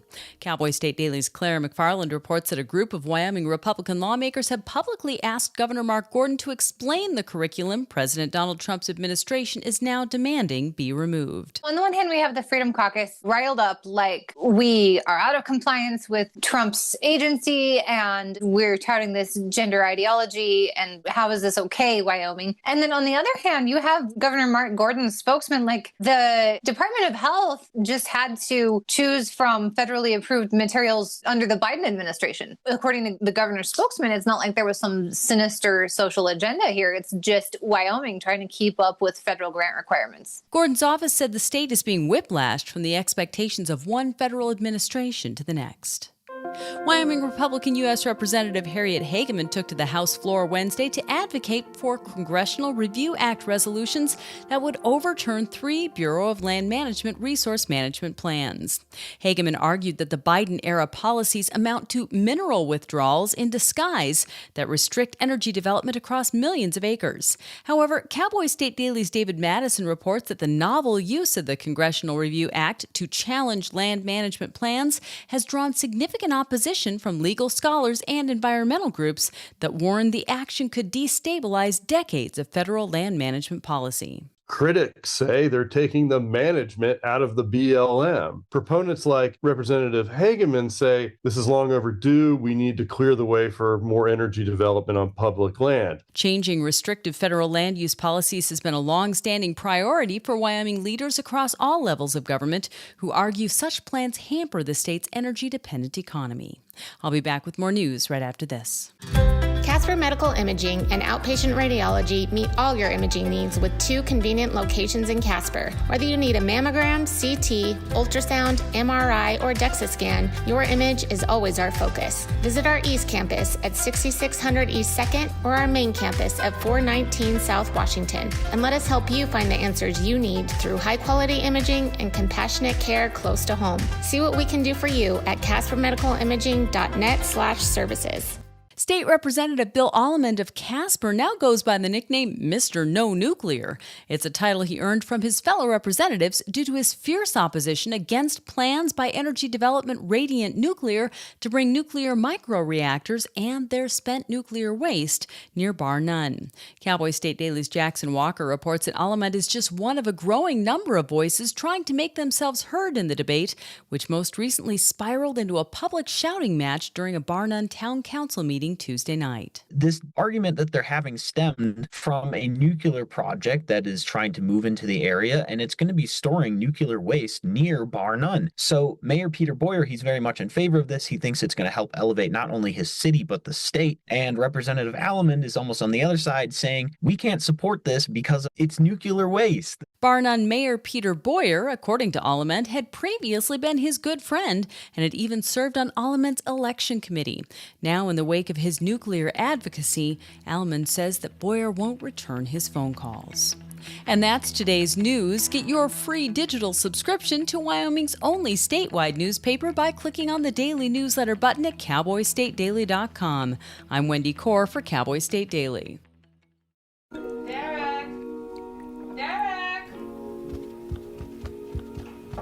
Go wash up and grab your sister. Okay, but first... Where's Grandma? Hey, Mama. Ma. I'm worried about Mom. Mom? She's fine. These the ones, right, Mom? Yeah, groundlings. Sweet potatoes. Sweet potato. Daddy, it's salty. Grandma's just getting old. Some things come with age. And some don't. Early detection of Alzheimer's can lead to better care for your loved one. Add 2 eggs. Learn the early warning signs at 10signs.org.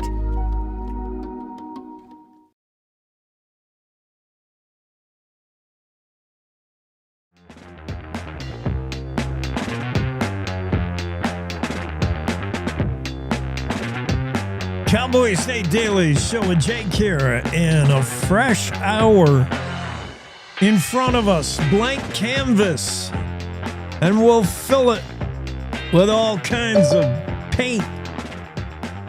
We'll throw chimpanzee paint at it and call that art.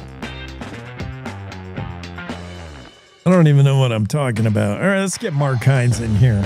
Mark will make sense of everything. You know those pieces of art, Mark, that like animals paint? Chimpanzees throw paint on a canvas and then Sotheby's auctions it off to people who have nothing else to do with their money but buy art. You gonna buy one of them chimpanzees paintings? I don't know of which you speak. Oh, come on. Really? This is the first I am hearing about chimpanzee paintings. Do enlighten me, please. Yeah, them. It's sort of like when they do the taster's test. Do wine snobs really know wine? So in a blind test, they'll put like a really nice wine in a box. And they'll put some crummy wine in a fancy bottle, and then they'll have you taste test. And they're trying to catch people. So the same thing in the art world. They're like, do art critics really know what they're talking about? And they'll have some chimpanzee just throw paint at a canvas, and they'll show it to an art snob, and they'll say, oh, yes, that's the work of Van Gogh during the era where he was experimenting with drugs. And it's chimp art, it's monkey art, and people will pay a lot of money for it. Okay, well, I'll have to take your word for it. That's new. I've never heard that story. Speaking of Van Gogh, there's a one-eared elk nicknamed Van Gogh showed up in a trail cam the other day. Yeah, she's got half her ear missing. Whoa. We don't know why. It looks like a nice clean slice. Yeah, I'm almost wondering if that wasn't an errant arrow, a broadhead sliced half her ear, because it's such a if you look at it, it's such a neat, clean, straight cut. Mhm. It does not look, it doesn't look like a wolf tried to bite it or frostbite or anything like that. So Yeah. I don't know. I'm sure I'm wrong, but hard to say. That's what I envisioned. Is somebody's arrow got thrown really bad and sliced her ear off. It's possible. Who knows? Yeah. Well, thanks for digging into the wildfire policy thing. That was a huge question I had because I remember after 1988 Yellowstone fires, one of the big reasons they said were that we put ourselves in the way of these giant mega fires is because we keep putting out the little ones. There has to be some kind of let burn, let nature do its thing. And you don't hear that anymore. And I talked to the state forester. She says, like, that's not the gig anymore. And even in the national forest, in the middle of nowhere, in the wilderness areas, that's come back to bite the national forest at least a couple times in the last decade, as you point out. So it looks like we're putting out fires when they start for the most part. Yeah, no, that's interesting. Just anecdotally, that's what my dad did. My dad was a forest ranger and a district ranger, so he managed a lot of fire scenes. The district ranger is kind of the Forest Service's equivalent of a sheriff. They're the boots on the ground in charge person in that region. But anyway, he started back in the 50s and what he'd tell me is that, they had that compulsive fight every fire everywhere all the time mentality in the 50s. And he had come to that same conclusion that by the 70s and 80s, it had allowed so much fuel buildup that they were getting bigger fires than they might have otherwise. But apparently there's another side to that argument. So, and of course my dad retired from the Forest Service in the 40 years ago or more. So things have changed since then. So maybe they've come a little bit more full circle. Yeah. But no, it's a fascinating subject. It is, and it's complex, as one of your subjects in the story points out. Fire is a complex tool. The skill level required to manage it off the charts. I mean, Native Americans set fires on purpose. They managed our forests for who knows how many years. So they did. I didn't have space in the article to get into that, but Carl Brown Eyes, the guy I interviewed from Lander, he's done a deep dive into how they use fire. I think there might be a story just on that topic. Oh, for sure. From his perspective, because he's really dug into it. Not only, he talked about, when they started to get conflict between the Native Americans and the Army out here in these parts, during that time in history. If I understood him correctly, both sides tried to use fires as a tactical tool to burn the other out, burn up the forage for the other's horses and those sorts of things. So, yeah, you're right. Humans have a long history of fire and trying to harness it, not just for campfires or cooking, but for land management. You're correct about that. Yeah. And I think we all know inherently that it has a role in the ecosystem as a natural cleansing kind of a thing. But can you even do that today anymore? Because as soon as you try and it does even burn one structure, one asset, then you go back and say, if only we could have put it out when it was one torch tree, dang. Yeah. It's too much at risk. And, I don't know. It's tough. Yeah, issue. I mean, people don't like hearing it, but my personal opinion, I say the fires are one of the best things that happened to Yellowstone. I mean, did you spend much time in Yellowstone before '88? Not prior, no. It is a big old brush pile. It was ugly jungle, right? No, it wasn't nearly as scenic, and you didn't see near as much wildlife. It was just. I remember that. So I was in Bozeman that summer when it blew up, and oh, good God, you couldn't see across the street in Bozeman. I bet. Yeah, it was nasty. But the wildlife spotting, when you did see an elk prior to 1988, it was because he had his antlers stuck in a bush or a tree. I could see. Oh, Yellowstone. Yeah, in my opinion, I could be wrong, but in my opinion, Yellowstone really. Especially in the first decade or so after those fires, it really greened up and opened up, and it was just it was a different and in my opinion, far more beautiful place because those fires, like somebody just took a gigantic Brillo pad to that park. Because it had been a long time since there'd been a fire of any significance there. But you're right. I mean, where do you draw the line? Yeah. Because then fires don't tend to behave themselves. Right. They burst out and get into all kinds of places where you don't want them. So, yep. And as soon as you say we're going to monitor this fire for its resource benefits, then all of a sudden this thing's raging out of control, and you're like, oh boy. Yeah. It's a tough call. Grand Teton National Park, not the only national park faced with a backlog of stuff it wants to get done, but with the Great American Outdoor Act expiring this month, where's the money going to come from? What is going on here? There's two different funds we're talking about, one at risk, one maybe not. Yeah.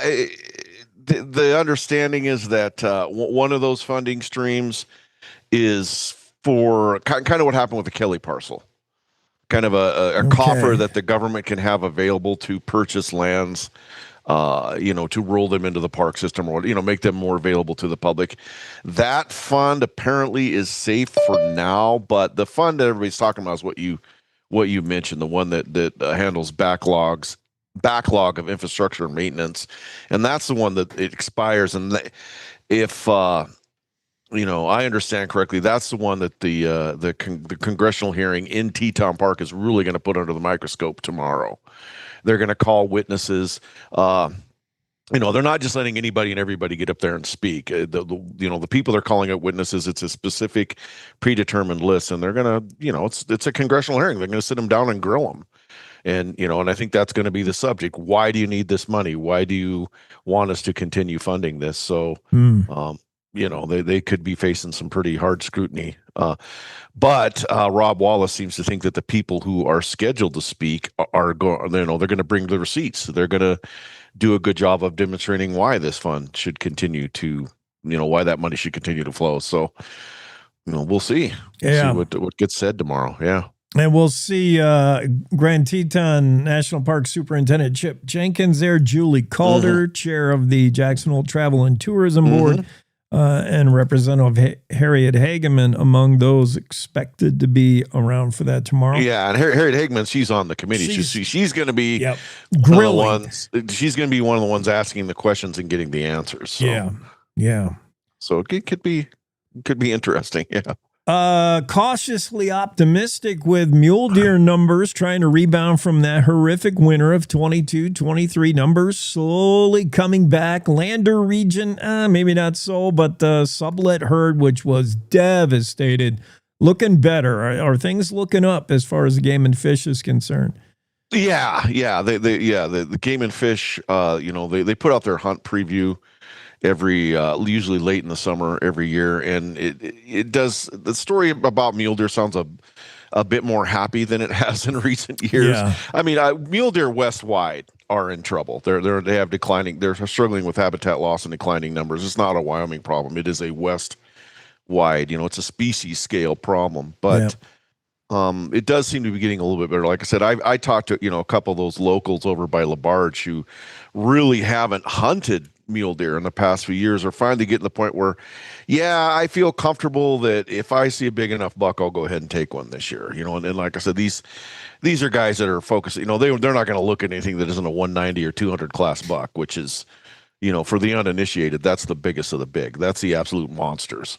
And apparently there are some out there. They're starting to come back. And of course, that herd you're talking about, that region, that's where Morty, Popeye, and Goliath came from, which are, that was back in the late 80s, early 90s. People still talk about those deer. Yeah. Well, Wyoming Whiskey made commemorative whiskeys for all three of them. I mean, Yeah, we're those deer can almost outdo $3.99 as far as celebrity status, and that's the part of the state they came from. So it's known for breeding those monster bucks. Yeah, went from B&C monster maker to just can't find a mule deer in Sublette I County. think that one year, horrible. I think they said, the Game and Fish reported, I think that following spring that fawn recruitment was like zero. Yeah, I think it was. They literally lost an entire year of fawns. Right, that so ratio bad. they talk about. I think it was zero. Like not a single fawn survived. Yeah, it was that crazy. They could tell. But that was nuts. And you had hardcore hunters tearing up their tags because they couldn't justify even hunting. They're like, nope.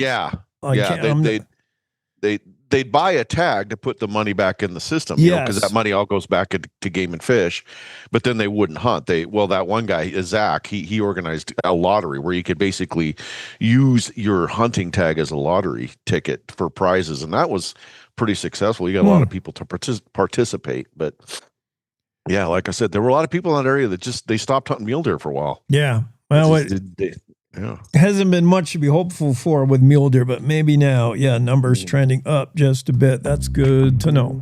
Thanks, Mark. All right. Thanks, Jake. Have a good one. Don't buy any monkey art. I'll try. I will do my best to avoid that. Don't be hoodwinked. Thanks, buddy. I won't. Have a good one. Bye. Mark Hines on the show. We'll be right back. Take a quick break. Cowboy State Daily Show continues with Sal Coca in the room. Wait till you hear about this. Sal Coca's going to sell you some footwear, I bet. And I'm going to help him right after these. Wyoming is a big state. There's so much ground to cover, so many stories to tell. But the Cowboy State Daily News team is up to the challenge. I'm Wendy Core, host of Cowboy State Daily Video News. Whether it's politics in Cheyenne, energy issues in the Powder River Basin, or grizzlies in Yellowstone, our talented crew of experienced journalists are out there finding and telling the stories that matter. What's the best restaurant in DuBois? Renee Jean checks it out. What's the most recent Supreme Court decision mean to our everyday lives? Claire McFarland explains. How is the upcoming elk hunting season shaping up? Mark Hines lets us know. Every day, I talk to the reporters who are covering the topics, issues, and people that are important to Wyomingites, and in our daily newscast, I bring you those stories. Tune into the Cowboy State Daily Video Newscast every morning, only on CowboyStateDaily.com. This is the Cowboy State Daily Radio Network. Mom, I got it. What are you doing in there? I got stuff. Are you a dog? I wouldn't do that. Have you seen the pliers? Where'd you find those? It's not your birthday. Sorry. Bye, Grandpa. Bye, Grandpa. Take care of yourself. What are you doing? What are you looking for?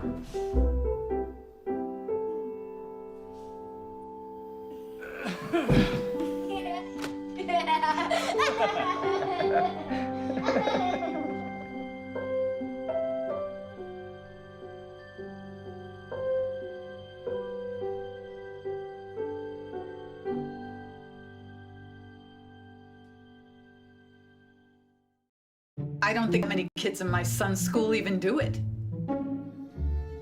He makes fun of his friend who vapes. He would never try it. She's into soccer. She's on the honor roll. She's just not the type. No way. No way. No way. No way, my kid would never vape. Get your head out of the cloud. Today, nearly 8,000 kids will start vaping. Maybe even yours. Learn about the dangers at talkaboutvaping.org. Life's daily battles are not meant to be fought alone. We're not powerless, so long as we don't lose sight of what's important. Don't be afraid to seize that moment to talk to your friends. Cloud, you okay? Because checking in on a friend can create a safe space. The first step on our new journey. You coming? Reach out to a friend about their mental health. Seize the awkward. It's totally worth it.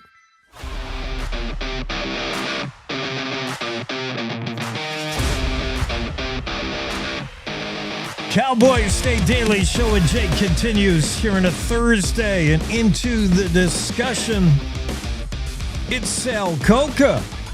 How you doing, guys? I'm doing good. How's everything with you? Good. Going good. Hypo Shoe Company owner, creator of Hypo Footwear and Apparel. He's just a Laramie kid turned sneakerhead, or sneakerhead turned Laramie. I don't know, man, but he is both. Yeah. He is the sneaker pro. I was just looking at some of the shoes, and they're cool. Thick footbeds. Is that what you call them? That's where I'm at. That seems to be popular now. Yeah, that's kind of the thicker soles kind of coming back. It's been more popular the last few years and stuff like that. So definitely. I love it, man. So tell me, where are you with this? And for folks listening, you got to get on the interwebs right now. Find a smart screen, get on the interwebs, and look up on the internet Hypo Footwear, Hypo, Hypo, hypofootwear.com.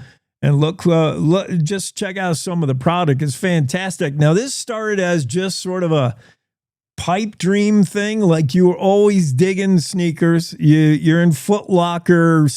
Tell me about that first, like the very beginnings where, man, long before you thought you'd ever do this, make money at it, you were like checking out sneakers. Like, I would do this better. I would do this different. Yeah. It's been since I was a little kid. I was always that kid that would, when my mom would take me to the mall, either in Cheyenne or Fort Collins, I would just run to the Foot Locker and I'd be there for like an hour just looking at every shoe, picking it up, saying like, what would I do to this? I'd put the swoosh here, the strap there. And then I'd wait for my mom to finally come to the and buy me the shoes that I wanted and then and make my day, make my week actually. So yeah, I was always that kid. I was always looking into the design phase more than just buying, collecting shoes. I always wanted to see how it worked. And so I just took a chance, wanted to do my own thing. So I went for it. So yeah, that's kind of what started. Now tell me about that jump when you become you're the guy, you're an entrepreneur. This is your thing. You're not working for anyone else. Is it a just leap of faith? You do that overnight? Do you do it gradually? Like, I'll keep the day job and I'm dabbling in this, and pretty soon, I don't know, right now you are full on doing it. It's kind of, well, you have to go all in. Shoes are very expensive to manufacture, so you can't do it like, let me do a test run of like 50 or 100. No, the minimums are like 1,000 of a production run. So I had to go kind of all in. I sold my house. I cashed in my retirement. I quit my job that I was working. But I picked up another job when I was starting, doing stuff just to kind of pay the bills and stuff like that. But you have to be all in with shoes because of the minimums and the expense. So yeah, I went for it. I felt like, should I go to design school or should I do this? But I felt like if I'm going to do that, I might as well design for myself. So I jumped in everything. So kind of, you kind of have to with shoes. I learned some hard lessons early. You kind of learn some lessons on manufacturing marketing and stuff like that, on how to market your product. But you got to kind of learn those, or else, you'll never figure them out like in school and stuff like that. You got to kind of learn them in that real world type atmosphere. So yeah. I went for it. So yeah. Now, how much? We know it depends on the product, whether we're talking about an iPhone or a piece of property or a sneaker. How much of it is like, I made a better shoe, I made a better sneaker, that speaks for itself? Or how much is it the hype behind Hypo? How much is marketing? A lot of it, well, most of marketing is probably hype, but like we have good quality shoes and stuff like that. But you could have the best product in the world, but if nobody knows about it, so you have to have a proper, campaign marketing. And that's where we kind of, in the beginning, we learned some lessons because we were so focused on the product, but we were able to kind of, still maintain to be profitable and all that stuff. So it was, but yeah, it is, you want to have a great product, and that is the most important thing, because eventually you'll get the product to the masses and stuff like that. But you have to kind of have your little niche or niche in the marketing part of it, and that's something that you learn pretty quickly in a business like this. So Laramie native Sal Coca, he's the guy behind Hypo Footwear. You got to check it out, Hypo. So I think the way we get you marketed and have you sell out every line, we get Sydney Sweeney in a pair of these. Yeah, we're gonna have to, that'd be perfect. The move, man. Anything she puts on is pow. First to gold, yeah. That's the move. So what's the look like? I'm not a sneakerhead, but I like my sneakers. I love how like the trendsetters are like, your 14-year-old girl, whatever she's wearing, that's the deal, man. And they bring back Adidas every once in a while. That's going to be the shoe. Nike, the swoosh comes back. I want it to be hypo. What are you modeling to me, it looks like 90. These look like the sneakers of the 90s. Like that's perfect. That's what I was going for. That's awesome that you recognize that. So I kind of wanted to create the back to the 90s look with the modern technology. Yeah. Yeah, and that's exactly, I'm glad you noticed that. That's perfect. We're actually releasing a new sneaker technology this fall in a month with we partnered up with a Taiwanese company on this technology, and we actually got introduced to them by the Wyoming Business Council. Oh, nice. Yeah, so we're releasing, it's like an airflow cushion on the outsole, so that'll be released in a lifestyle shoe at the end of this month in a women's, and here's the women's one with the bigger sole and stuff like that. Yeah. So really cool stuff like that. Yeah. So that'll be released this fall. And then hopefully in a year, we're going to upgrade it into a performance sneaker with a brand development company that we're bringing on to help with that. So I know a lot of the footwear you do, which I like. I don't know if there's a reason for it other than just aesthetics and design, or but I love the rockered toe. Is that what it's called? I love like the toe comes up and it really it allows you to like come off when you're walking. Yeah. You do that with horseshoes. Do that like you cut the toe so you can walk off it real easy. Yeah, it's kind of for flexibility and comfort, stuff like that. Yeah, you see a lot of those in the casual sneakers and stuff like that. Yeah. So like the lifestyle sneakers, you see a lot of those. So what are you doing like as far as dressy or sporty from the court to the courtroom? What are you making? Are you making performance sneakers or everything? We did lifestyle to begin. That's how we kind of came out. Performance is a whole nother category because you have to have enough to maintain the wear and tear of like lateral movement and running and all that stuff. But that's in the works. So these shoes are in the lifestyle market and they're comfortable, really comfortable. The air cushion, it's like a flow technology that's a cushion and allows to keep your foot cool, helps with lower back pain, walking if you're on your feet all day. But the performance sneakers should be out in about a year. And like I said, we're bringing on another brand development kind of company to help in the transition with the technology to that. So we're excited, and I think once we enter that market, you should really see Hypo start to expand more nationally and hopefully, globally. We're in Asia now with the Taiwanese company, but I think you'll start to see us a little bit more once we get that new the technology into a performance sneaker.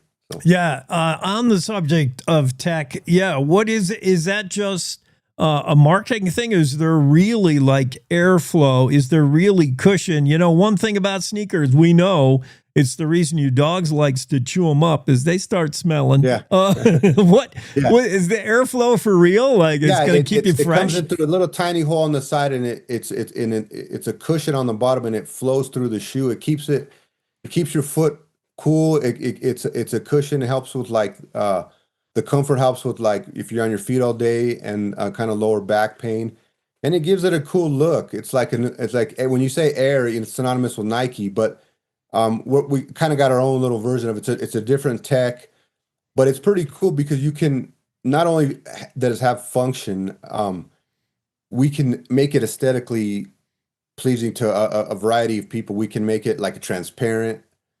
We can have it where you see it through the back. You see the cushion in the back. So there's a lot of options to go. But no, we wanted to have it, kind of where style meets function. It's both athleisure and it's both functional, and for people that are fashion conscious, it's going to look good with your everyday attire and stuff like that. So we're pretty proud of what we've done. We've come a long way. Like I said, we put a lot of money back into this tech with the Taiwanese company and stuff. So it's a pretty cool endeavor, and hopefully that it's our shiny new object that we release to the market and stuff like that. So I'm excited for what you're doing, especially because it's Wyoming. Even though I think you have factory base, you're in Denver, but you're still a Wyoming guy through and through. Yeah. Where are the operations right now? Where do we find Sal Coca on any given day? So I'm back and forth, half my time in Laramie, half my time in the Denver area. But the company's registered, and all the fulfillment's done in Laramie in Wyoming. We want to do what Oregon does, or Nike does to the University of Oregon. We'd love to do that with the University of Wyoming. Yeah. We've already kind of been in a little bit of talks as far as putting a design lab in Laramie and kind of having like a back and forth with the university where the students can use us for internships and stuff like that. And we can kind of have a partnership with the university and kind of brand it that well. So one day, hopefully, we'll be what Nike is to the University of Oregon. We'll be that to the University of Wyoming. So. We got to get hypo on the whole basketball team. Start with the girls; they're better than the men's right now. Yeah, they're pretty. We actually have a couple that we talked to last week on the basketball team. A couple of girls will be. You'll start to see them when the new sneakers are released. You'll start to see them on some of the play. They can't wear them officially because of Adidas is with them, but off the court and anywhere around, they can wear our stuff. So. I like that, Sal. Okay, why the name hypo? Hypo, for people who don't know, means basically it's the prefix for under, beneath, below. Yeah. Is that what we're getting at? That's where you actually no. It kind of came from like kind of higher power type thing. But I was gonna spell it HIGH-PO, but people like the 4-letter HYPO version. Yeah, stuff like that. The company's actually called, the corporation is actually called the Saint H Corporation, which is named after a Catholic saint who was the patron saint of shoemakers and tailors and entrepreneurs. He gave a lot of his profits and stuff to helping the needy and a lot of his shoes to the needy. So we kind of wanted to base it off that, but we couldn't figure that out, how to put that into a name. So we went with like higher power type thing, and then we shortened it, and then it went to hypo, and it's something, it just popped. People like, we sent it out to hundreds of people, like, what do you think? And they were like, love it. Yeah. Just short and simple, and it kind of popped. So yeah, and a lot easier than that saint you're talking for non-Catholics. That person was sainted in like the 1100s or something. 1100. It was hard to find it convert it into a name. So we kind of put that as the hypo as the DBA. So yeah, I like where you're going. So it's not only footwear. I mean, it's hoodies, t-shirts, it's apparel. Like how much that's important to branch out into kind of everything, right? Apparel is actually a better marketer because people actually see it. They see you, they see a hat. We have high quality stuff. We sell our hoodies from around $75 to $100, t-shirts anywhere from $40 to $60. It's quality stuff. It's really good material. And it's not only that, we do have a Wyoming website too, the hypo307.com, where we sell Wyoming product and stuff. We're actually having a little thing, a tailgate this weekend with the Laramie Business Alliance, the Chamber Alliance, promoting the stuff before the Wyoming game this weekend. But no, apparel is actually, it's an easy turnaround. The minimums are less, and the manufacturing is way cheaper. So it's a good way to make immediate ROI, but it's also the best way to brand is when you see somebody with a hypo sweatshirt, t-shirt, or hat, and people will come up to you like, where'd you get that, or what brand is that? And I've been in California a few times where I had someone come up to me at the mall and say, wait, where'd you get that hoodie? And I just kind of laughed. I said, well, it's my hoodie. And he said, oh, I know it's your hoodie. And I said, yeah. I said, yeah, but it really is my hoodie. And, and they got on the website and bought one. So yeah, it's just, we want to be everything. We want to market as a footwear brand first, because that's what we started with. And it's actually kind of sexier. When you say footwear, people kind of turn their heads a little bit, because, apparel's, you see a lot of apparel companies out there, but if we brand as a footwear company that also sells apparel, I think it kind of comes off a little better and a little bit more unique, I guess, than it would just saying, we're a supply company or an apparel company, stuff like that. Yeah. Sal, I was doing some online shopping, and on it, I mean, the footwear, the sneakers, you could raise the price on these. There are people drop $4 or $5 bills on sneakers. That ain't nothing, man. This stuff is all like under $200 for the most part. Yeah, we want to keep it at reasonably priced, but also that you're getting a quality shoe. So the new run will be around $150. Yeah. But no, we do want to have a collection later on, maybe a luxury collection called the Lux collection that we do maybe sell some high-end stuff. But we want to keep it to where, I know growing up, I loved shoes, and my parents, they're hardworking people and stuff like that, they were able to get me what I needed. But if I was paying $200-300 for a shoe, that would have really put a dent and stuff. So we want to keep it reasonably priced, but also to where that we know that you're getting a high quality shoe in competing with the likes of the Adidas and the Nikes and stuff like that. So Sal Coca is the owner creator behind Hypo Footwear. He had the dream. He's gone all in. And where does the dream end now? When you're mentioned in the same sentence with Nike, Adidas, when you have their reps saying, who is your main competitor? And they say those Hypo guys, man. Yeah, that's it. I want to be a global brand where you see our logo's called the H, where you see the H next to the swoosh. Yeah. We want to be a global brand. That's the dream. I put everything I had into this, so hopefully, we're going to get there one day. But you never know what life will take you. In 10 years, I might be, hey, I want to sell it to a bigger company, stuff like that. But that was not the intention originally. I want to be there because I put so much into it that I would love to pass it along to, down if I have kids or all that stuff or family and all that stuff, and kind of be in the likes of a generational type company, stuff like that. I watch a lot of business shows and stuff like that with companies being passed down for hundreds of years, and I would love to do that, especially if we keep it in the state of Wyoming and have some sort of hub manufacturing eventually to the state of Wyoming. I think we can do some things. I think Wyoming's a business friendly state, good hardworking people, and I think we have something here. I think we do. So hopefully it'll be generational and it'll be synonymous, just like Nike's synonymous with the Portland area. Hypo will be synonymous with the Laramie area. So I like that. Wyoming roots for Wyomingites. I'm rooting for you because I love people that chase their dream. It's not working when you do what you love, man. No, it doesn't feel like it's a lot of work, but it doesn't feel like a job. So yeah. No, I hear you. All right, so let's everybody get on there. I'm gonna get decked out with some swag and be rocking that maybe in a couple weeks. I'll do some clicking on hypofootwear.com. Check it out. Sal Coca, the guy behind Hypo. I like it, Sal. Keep doing it. Thank you, sir. Appreciate the time. I appreciate the opportunity to get on here. I really do. And thank you guys for all the support. Keep doing what you're doing. Thanks for coming on. Have a great Thursday. You do have go Pokes. Go Pokes.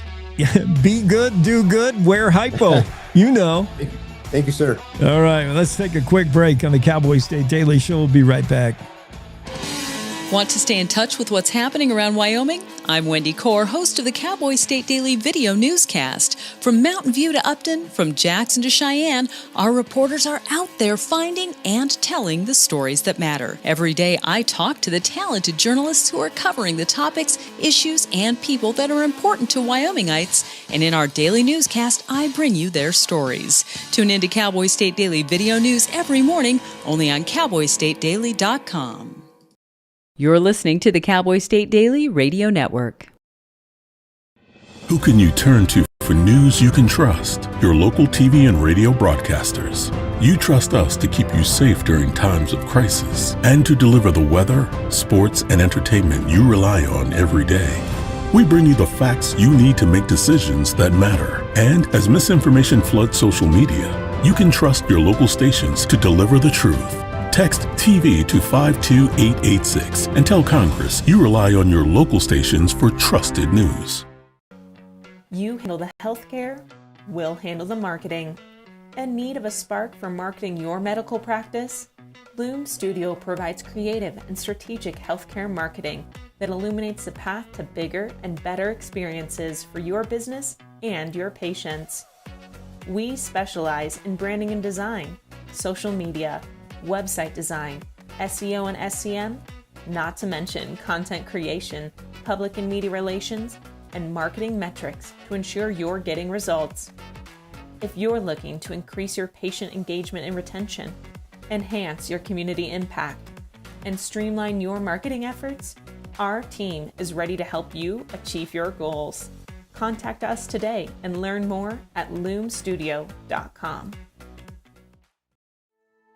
We come from a long line of farmers, and there's a sense of pride, but there's also a significant amount of pressure. Farmers have to take care of their physical and their mental health, because what's a farm without a farmer? Watching the sun come up, that's my time. I can have a cup of coffee and every day is a new opportunity. That's cool. Your hand's gotten so Yay! Don't forget to check in on yourself. Love your mind.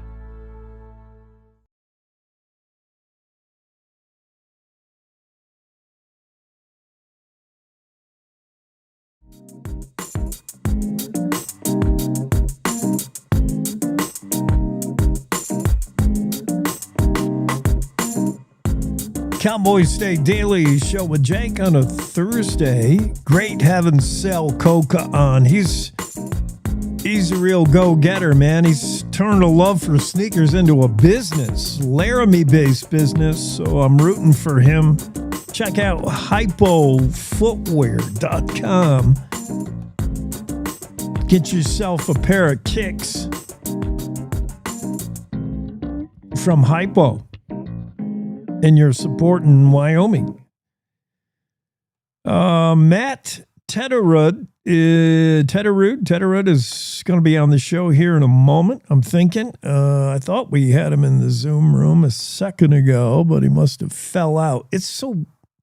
Must be a hole in our Zoom room. People are in there and then they fall through the crack. We got to get that fixed. Must be a structural problem. Matt is the headmaster of Wyoming Classical Academy. We've talked to Matt before, and we're going to check in with him again because it's the beginning of a new school season. And we want to make sure your kids get the best education they can. There's Matt. All right, let's get into the Zoom room. Headmaster Tedderud. Tedderud or Tedderud?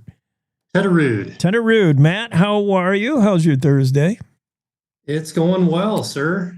All right, good. Wyoming Classical Academy. Let's see, where did I want to start? First, we talked last time. I don't know if we've fully covered this, but I want to talk about what is a charter school. There's confusion over what's a private school, what's a charter school, what's an alternative school. What is it? You are a charter school. What does that mean? What are they? That's correct. Yes. So Wyoming Classical Academy is a charter school, which essentially means we are a state-funded public school. So we can use a charter, though, that's specific to our philosophy of education that's been approved. And so we're underneath the state charter authorizing board. And essentially, then we're a public school that operates a little bit differently, even though we receive state funding, in that we can do our own brand of education. And in our case, we're a Hillsdale College member school offering an exceptional American classical education. Got it. So unlike, like a private school, we're talking about tuition-free, nonprofit school. But unlike a public school, we're talking about a school that pursues a curriculum that is, and please explain what is. I sort of know because I had a wife that went to Hillsdale. What is the Hillsdale College classical model? Yeah, she's a Hillsdale, and she now teaches classical to first graders. Yeah, so I know this model works. What is it, though, briefly? Absolutely. So being a Hillsdale College member school means that we promote their program guide, which kind of lists their kindergarten through 12th grade experience in every subject. So the idea is to train the minds and improve the hearts, offering a content-rich classical education. And out of that flows reading the great classics. So we use tried and true methods to get kids reading. We learn the sounds and connect them to the symbols that are the alphabets. We call them phonograms. And those 26 letters make 72 sounds in the English language. And so if you can connect that sound to symbol, like A, for example, makes 3 sounds, a, ah, like at, navy, or father. And so by learning those 72 phonograms, we can then spell words, and by writing, then we can blend and read. So we call it the spelling to writing to reading method, which is Orton Gillingham based, and it's been shown to be highly effective to get kids reading. And then once they read, then we put great things before them. Some of the best nursery rhymes, poems, stories, information, kind of a buffet of the best of all time things that we offer them. And so the idea is to pursue virtue, wisdom, and academic excellence by offering great content and using tried and true methods of instruction. Yeah, the literary essentials, phonics, that is is the reading, writing. How about the arithmetic? I think you do Singapore math there.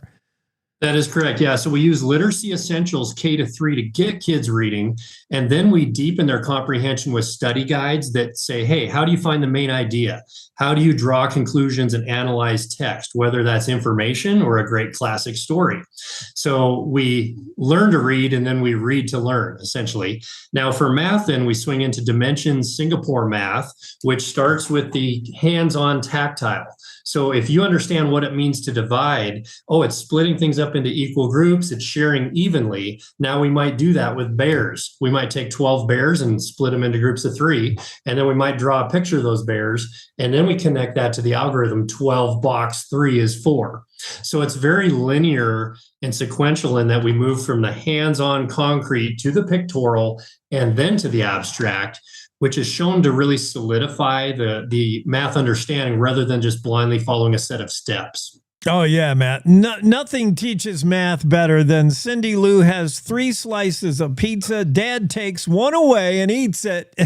Now she Gotta has have the dad 2. tax in there, right? Yes. That's right. We're talking to Matt Tedderroot. He's the headmaster of Wyoming Classical Academy. Now, you've already had your grand opening, information night, back to school night. Is it too late to enroll? How do we enroll? How do we transfer if we're in a public school? How do we get into Wyoming Classical Academy? Sure. Yeah. So you go to wyoclassical.org. That's wyoclassical.org and click on apply now for this year. And if you fill out the information and submit it, we let you know within a week. Some grades have waiting lists, some grades we have openings. So you could, in theory, in some of the grades, get right in and start and transfer. It's not too late. So we keep enrollment open really most of the year until about May. And then our prime enrollment for the next year is always in January. So January and February is where we get most of our enrollment for the next year, but then we continue to enroll. So you could literally enroll right now, and within a week, we'd let you know where you stand. wyoclassical.org. One reason I know a lot of people choose your school or similar classical schools like this is as superficial as, funny we use that word, the uniform wearing. Why do you wear uniforms there? For one, I know they create a sense of belonging. You're all on the same team. They also strip away some of those, superficial differences between us, and they allow you maybe to explore what are the real differences in you and I and the real similarities. Uniforms are important. They go far beyond just creating a look for the school. Absolutely. So the reason why we have students wear uniforms, it accomplishes 3 goals, really. First, it diminishes the burden of thinking about clothing and fashion that can become all-encompassing for a lot of students. And that removes the distractions in the classroom and kind of redoubles focus on the task at hand. Second, it helps students take school more seriously by acknowledging that through dress, we can respect fellow classmates, teachers, and the common enterprise of education. And then third, it develops a sense of school identity and pride. So kind of uniformity, we're here to take learning seriously. So what we found is that the uniforms really do enhance the learning here at WCA. Yeah. Let's get a little deeper dive into what is different from your typical public school curriculum. I hear a lot of things in the classical model and at your school, things like instructing in principles of moral character. That seems deep. What does that mean? It is, but we can boil it down to kindergartner to say virtue is moral excellence. It's good character. Things like being kind, having integrity, developing diligence. Resilience is something, empathy and resilience is something we need in our young generation to have flourishing adults. The ability to agree to disagree, the ability to get along with others and get a job done. So we feel like we teach that explicitly, but then we also spot it in our literature and in the real historical figures, and then we hopefully live it in our lives. So it's always define it, spot it, and then live it. And by weaving that in, that really kind of it isn't just this platitude on a wall. It's really interwoven into every aspect. So I guess there's several things, and we don't diss on the competition. There are some good things going on in some public schools and different things, but what we do is set apart what we do. And so we focus on providing a safe, peaceful learning environment, and we work hard to do that. That's one thing that sets us apart, is we take discipline seriously. So we try to promote a safe, low disruption learning environment where kids are in uniform, they're respectful of themselves and others. And the word I like to use with the students is decorum. We act in a dignified manner with decorum so that now we can really enjoy the content and the learning to read, write, do math, enjoy the content of science and history as we study core knowledge, and then we are well-rounded. So we do a lot of the same subjects that public schools do, but we do it for a different reason, using different curriculum. And we feel like we put the emphasis on virtue as well as content, because a lot of schools over-rely on technology. Because I can Google it, I don't need to know it. We go the opposite way and say, you need to know stuff. You still need to know that Georgia's in the southeastern US. Hey, they grow peaches there. I shouldn't have to Google everything. Now, are we opposed to technology? No, but let's keep it in its rightful place to research and to use as a supplement, but you still need to know stuff. Yeah. Matt, I think this kind of stuff appeals to parents now, and I think we're seeing a swing back to this classical education. Even just as simple as, there was a time where Johnny is allowed to express his emotions, and it was disruptive to a classroom. There's not a reason where kids can't be held to a higher standard. And when we mention stuff like virtue, and we don't, I think, feel comfortable just teaching kids to get them prepped for a test. We want to see kids come out of schools like this with a sense of wonder and being thoughtful. What does that mean? That churning out a student that is thoughtful. Yeah, I'm glad you used the word wonder, because that's a pivotal part of learning. Is if you see the natural world around us, it can be delightful to learn new things, whether it's how to read a math algorithm or studying science, studying plants, as I walk into some of our science classrooms. And so learning new things is delightful, and the world is fascinating and full of objective truth to be discovered. And so if we can instill that and come alongside parents and instill that in students, kids soak in exponentially more learning in a year if they come with that attitude and that willingness to work for it. And so it's just a delight to see as I float around the classrooms in our new building and just pop in. You see kids in uniform learning great stuff, knowledge and skills that will help them think and reason, but also giving them some good rebar, some good schema from which to launch into life and flourish, no matter which way they go. So the emphasis is not utilitarian. It's not, hey, learn this so you can go fix a wind turbine. Is fixing a wind turbine important? Absolutely. But that's not the reason why we're educating a human being. There's a much more all-encompassing reason that we take the worth of a human and say, this is what we believe K-12 is the best stuff to learn. And then you'll have plenty of time to track down that career path, be it college, entrepreneur, military, trade school, whichever way you go. We want you to be equipped and ready to flourish in life. This kind of instructional framework, this base that you're building, is so important in K through 4, K through 8. Definitely, these are your foundational years as a student. But what about getting all the way through high school when we start adding extracurricular sports, things like that? What's the dream? What is your progress now with enrollment at Wyoming Classical Academy as far as going all the way K through 12? Yeah, that's a great question. I'm working on that now. So we pushed hard to get into this new building and train teachers and get settled in. And now we're starting. We're in our third year, K to 8. And the plan is to add 1 grade level per school year until we're K to 12. So we've been growing in enrollment. Our first year, I want to say we were somewhere around, what was it? I think 220. Then it was up to about 270. Now this year, we're up to about 370. So we grew a lot this year. And so it's how do you scale it up and stay good? right? And provide that great education is the challenge.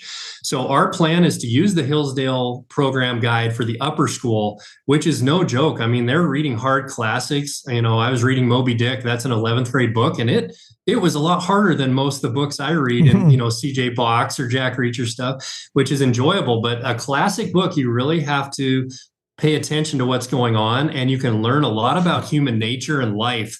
And in a way, that book can shape you. So what I see is that the high school dishes a lot of great classics, higher level math and science, government. Let's understand our nation's history and where we came from so that we might be better informed to know how to best live and chase our dreams in a free society, but also help our republic and stay free. And by being knowledgeable, we can remain free and live a great life in America through the generations. That's kind of the idea, the impetus behind upper school. And then as far as sports, I'm hiring an athletic director to try to build that grade 6 through 12 sports. We value music and athletics as a part of being well-rounded. So I can think and reason, I'm equipped with robust content, and I'm well-rounded and enjoying my life. That's the hope as they move through high school. Very cool. Yeah, upper school is where you get into that read to learn, and you apply the learn to read. Yeah. You should be reading challenging material. You should be reading some of the great works of art. And it's okay to define what they are. Yeah, Headmaster Matt Tederud of the Wyoming Classical Academy popping on. Find him online at wyoclassical.org, wyoclassical.org. Yeah, have a great school year, Matt. Thanks for coming on. Hey, thanks for having me on, and everyone have a great day. Take care. Thank you. Headmaster Matt Tederud, wyoclassical.org, the Wyoming Classical Academy. Teaching up kids in a slightly different way and a classical way. And I like it. I like it a lot. Cowboy State Daily Show continues. We got lots more to get to, so please stay with us. Thanks for spending your Thursday with us. Time for top of the hour news for our radio affiliates. It's time to take a look at what's happening around Wyoming. From the Cowboy State Daily Newsroom, I'm Wendy Kaur. Uranium Energy Corporation has announced plans for a state-of-the-art uranium refining facility that would be the nation's largest. Cowboy State Daily's David Madison spoke to a representative from the company who said that Wyoming is on the short list to be home to the processing complex. I spoke to the vice president. He announced that Wyoming is one of a few states they're considering to site what is essentially a uranium refinery, the same way crude oil gets changed into gasoline. It's this refining step that there's a bottleneck on currently globally. We've depended on Russia and other countries to get us through this step in the nuclear fuel cycle. This next one that Uranium Energy Corp wants to build will be the biggest one in the United States, and it could be in Wyoming. Once the new facility is complete, no matter where it's located, it will likely help supply the refined atomic ingredients needed to fuel every type of reactor, including microreactors like those Radiant hopes to manufacture in bar none. A 46-year-old Casper man charged with starting 3 fires around the city since May and suspected in others allegedly told police he turns to arson when he gets mad at his landlord over having to pay rent.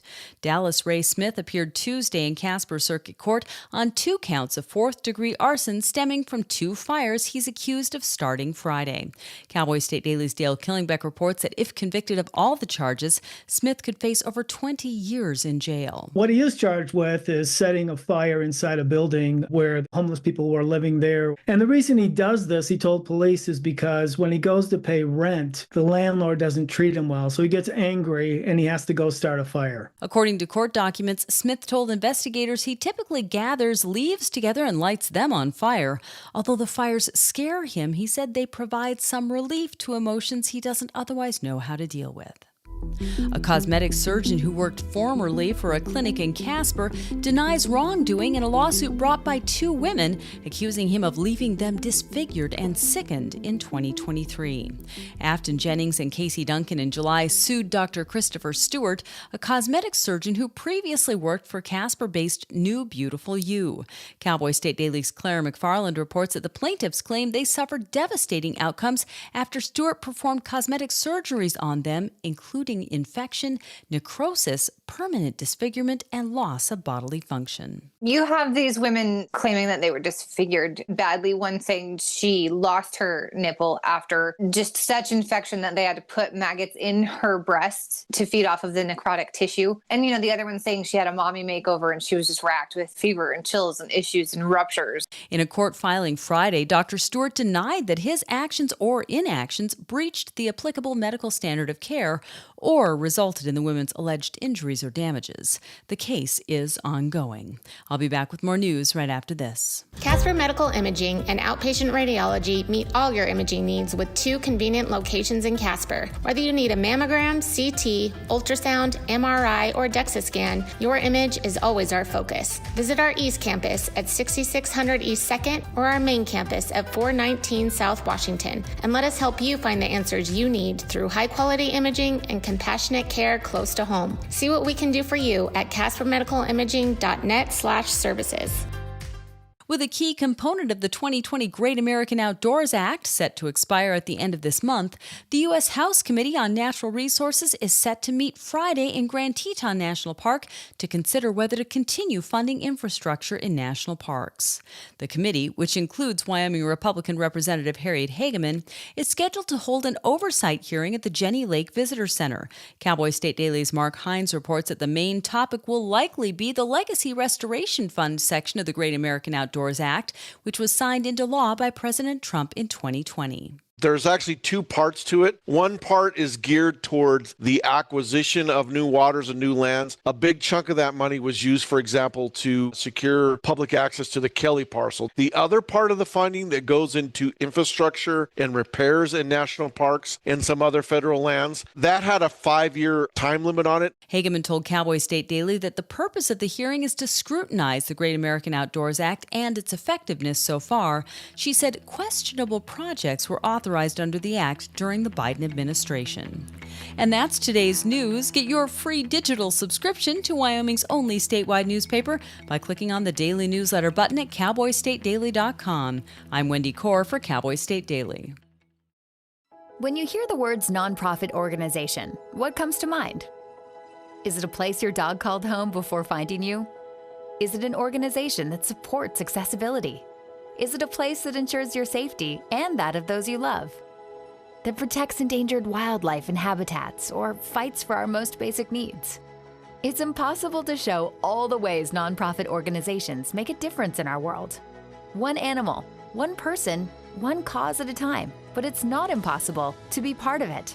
When you give what you have to a nonprofit organization that needs what you can give, you help promote, protect, and strengthen the reach of these incredible organizations.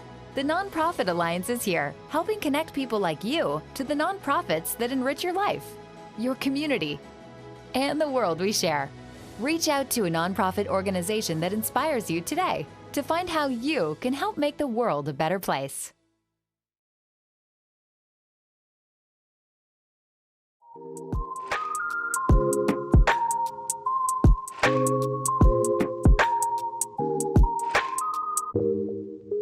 Cowboy State Daily show with Jake and Renee Jean joins us. Renee, I'm playing some chill music to calm myself down because rent is now 3 days overdue and I feel like torching the place. I'm so angry. Oh, that's not your story. That's a Claire McFarland story. No, that's not even a Claire story. Who did the story about the firebug who burns things because he doesn't like paying rent? I saw that story, but I don't, off the top of my head, I don't remember who wrote it. Oh, I saw that. It's an instant classic, man. Because who among us doesn't doesn't not like paying rent. And that's a triple negative. Doesn't like paying rent. Yeah, we all hate paying rent. I get it. And I get mad at my landlord. Dale Killingbeck wrote that. But this Casper guy takes it a little too far. He runs for a pack of matches whenever rent's due. I guess he won't have to pay rent anymore because he's living rent free now. And that's what our Facebook commenters say. That's so funny. The number one Facebook comment on this story is, well, he's living rent free now. Maybe there might have been better ways to achieve that. Maybe. Yes, and better ways to handle with the emotions that come about with paying rent, feeling the landlord is coming down on you. I get it. We all feel those things, Dallas. All of us hate rent. Not real familiar, not real fan of the landlord. He's not on my Christmas list, but I'm going to turn my RAV4 into like a camper car. Yeah, you got to. It's paid off. You know, I could take the passenger seat out and make that side into a bed. RAV4s, they're kind of, they're not that big. Well, it's big enough for a bed in the back. And then you'd have room for one of those small mini camping fridges, a little pantry, workplace, cooktop area, not very big, a little table big enough for a laptop, and then like a dresser down the left-hand side, and then the bed serves as where you sit. You've thought this out, Renee. I looked at camper car conversions and what some people have done, very creative things with their camper car conversions. I think it's fascinating. Like my RAV4 is big enough to do one of those. It's paid off. It's got like 70,000 miles on it. I was wondering, or just kind of dreaming one night about what would it look like if I stuck a camper car conversion in that. Wow. Well, that may be a solution to Dallas Smith, but he burned his car last month when the rent was due. So he doesn't. No, I don't know if he did. Well, I was saddened to hear of the passing of Graham Greene. Graham Greene has walked on, as they say, earlier this week. Great actor, represented the Oneida tribe, Oneida Nation so well. I love that everything this guy's in. Including, and I have not seen it. I'm a fan of the books, Longmire from Craig Johnson, but I just haven't gotten into the whole TV version. But Graham Greene would probably not be Craig Johnson's first choice to play the bad guy in his series, but he did it well.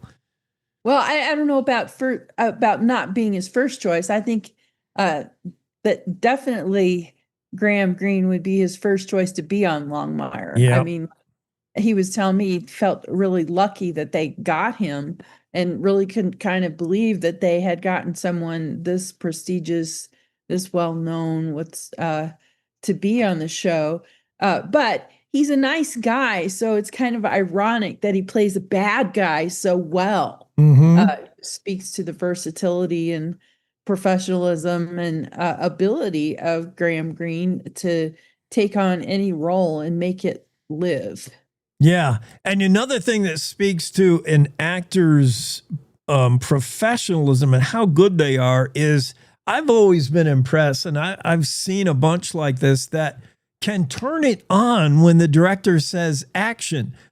Some actors can't. Some have to, they got to get so deep into their role. If they're distracted in any way, they blow up. Christian Bale comes to mind. But Graham Greene, that was so cool that Craig Johnson, he, big fan of Graham Greene, happened to be on the set when Graham was there, and Lou Diamond Phillips is like, hey, your idol, Graham Greene, is here today. You want to go meet him? And Craig's like, I don't want to bother him. He's ready to shoot a scene. But Lou Diamond Phillips, also an actor, said, no, he's one of those actors that when they say go, he can get into character. You won't distract him at all coming up. So Yeah, if not for Lou Diamond Phillips, maybe the opportunity would have been lost. But Craig got to meet Graham. How'd that go? Well, and he just didn't miss a beat when Lou Diamond Phillips said, "This is the creator." He skips right from creator of the show to creator of all life. And he's like, "Oh, I have some questions for you." Just that kind of deadpan humor. And Craig loved it because, he has that sense of humor too. The two of them kind of bonded a little over their shared sense of humor. Green told Johnson that he just loves the humor in his Longmire books. So he's read some of the books. That's a pretty cool thing, when your idol tells you, "Hey, I like your sense of humor. I get you." Yeah. That's really cool. And it's probably pretty cool for an author to know to get reassurance his humor is landing. You're not a stand-up comic with the immediate laughs. You're in a book, your editor tells you, "Oh yeah, that's funny," or "That's not." Your wife might tell you, "That's funny, that's not." But do you really know? And when Graham Greene says, I read your books and they're funny. That's what I like. That's so cool for Craig. I mean, that's a cool thing when you're an author. When somebody that caliber tells you, "Hey, I get it." I don't know. There probably nothing kind of equals that, except maybe Johnson did get that Western Writers Award recently, the Big Buffalo. So maybe those are kind of on a par. That's also some concrete feedback that you're on the right track. And, he's sold, a jillion books. So, yeah, Craig Johnson's heading in the right direction. Renee, I'm getting almost as smart as you when it comes to uranium. I had a uranium genius on the other day. I learned how we mine it, how we get it to yellow cake, and how we process it. I'm pretty soon. Well, are you switching careers now? No, but I am searching for more money. Oh yeah, you got that right. Anything would make more money than radio. I was looking at the jobs at that TerraPower has listed so far here for a different story a while back. Oh, they're all six figures. Oh my goodness, yeah, that's going to be so good. Going to be so good for Wyoming, for Kemmer. Yeah, that's so cool. I like that. Yeah, I'm searching for isotope 235. That's what I'm going to win. That's all I need. That's all I can remember. I got to find that isotope. Yeah, that's it's good news. Is that like looking for your lost shaker of salt? Yeah. Jake? Yeah. Yep. It's got a Margaritaville ring to it. In a modern age nuclear Margaritaville. What are you working on this week? Well, I am today going to go over and tour the pump house here in Cheyenne. It's a historic building. Its fate is kind of unknown at this point. Will it find somebody or not? If it doesn't find someone, they may tear it down. So I'm going to go over there and kind of look at it and write a story kind of from that standpoint. Yeah. And I guess tomorrow I'm going to go over to WildTech and I got talk to them a little bit about some stuff that they got going on.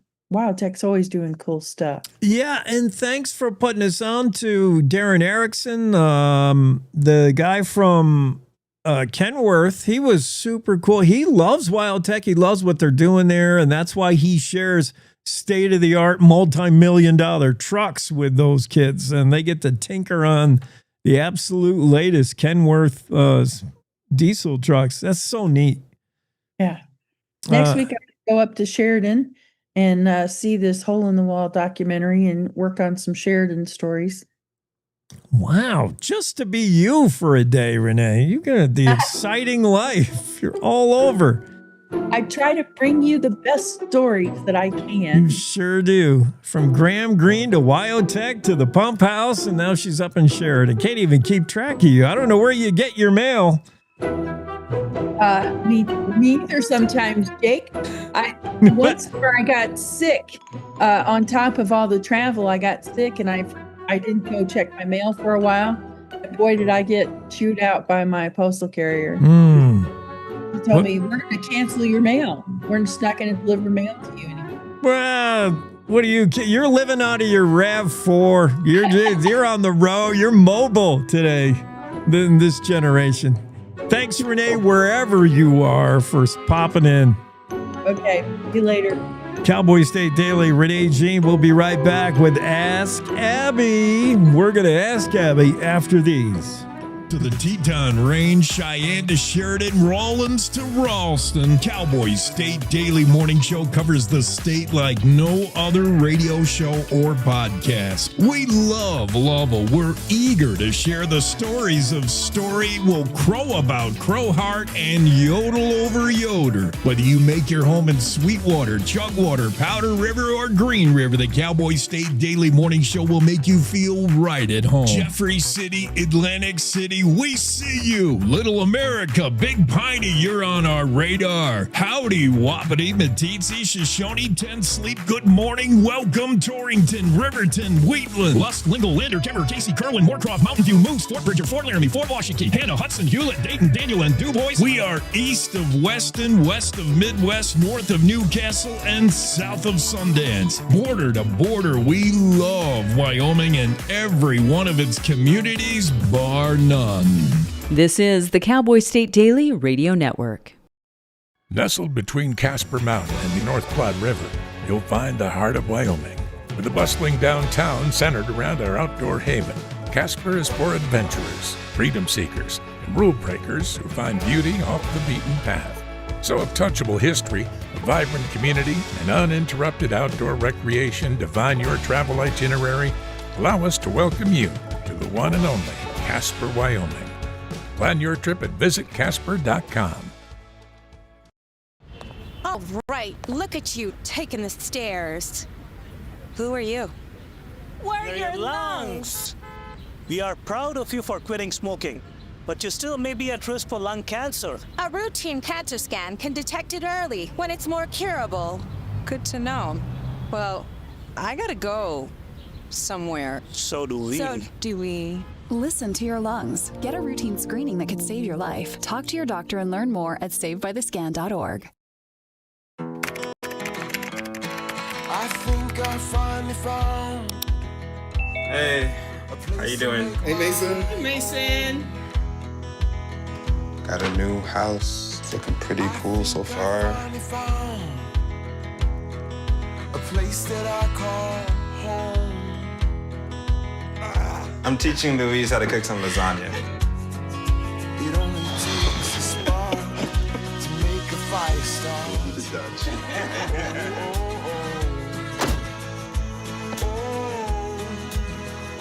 Thank you. Study, please.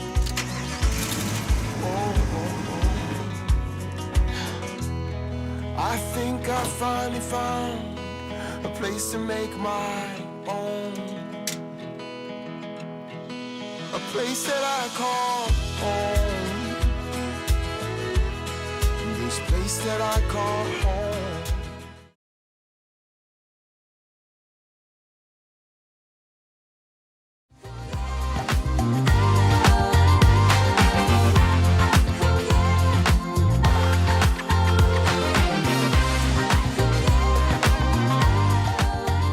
Cowboy State Daily Show. It's time for Ask Abby. Abby, I thought we'd get to know you a little better. Oh, great. We had on earlier today Sal Coca. He's the guy behind Hypo Footwear. He's got a line of sneakers so cool. Forget Adidas, Nike. You want some Hypos. So okay, they had me thinking, how many pairs of shoes do you own? Well, how many pairs of shoes do I own? Yeah. I don't know. How many do I wear? Like 3. Really? All right, but Yeah. how many? See, this is easy trivia because only you know the correct answer. Let me get my buzzer ready. How many pairs of shoes does Abby own? I mean, quite a few, because you gotta have, as a girl, you gotta have shoes, like nice shoes, but it's not like I wear them. I And then understand. living in Wyoming, you have to have flip flops and boots and waterproof shoes and walking shoes and CrossFit shoes and shoes to wear fishing. So I don't know. I have quite a bit. And my feet don't grow anymore. So, it's not like I got it out. It's not like I'm outgrowing them. But pretty much this summer, all I've worn is flip flops. So you've got a lot of shoes, but you only wear one pair of flip flop. Pretty much. All right. What are we rocking today, right now? Flip flops. Let's see. Let's pick them up. We need to see what you're wearing. I've showed you mine. You are in flip flops. Okay. Yeah. All right. Next question. Hey, Jake, I just want to say that's really great mobility for, someone of your age that you can lift your leg up like that. Careful with the age reference. And I think I did pull something. Really. I'm not kidding. Okay. More of getting to know Abby. How many cats do you own? How many cats do you have? 0, because I dislike cats. Wrong answer.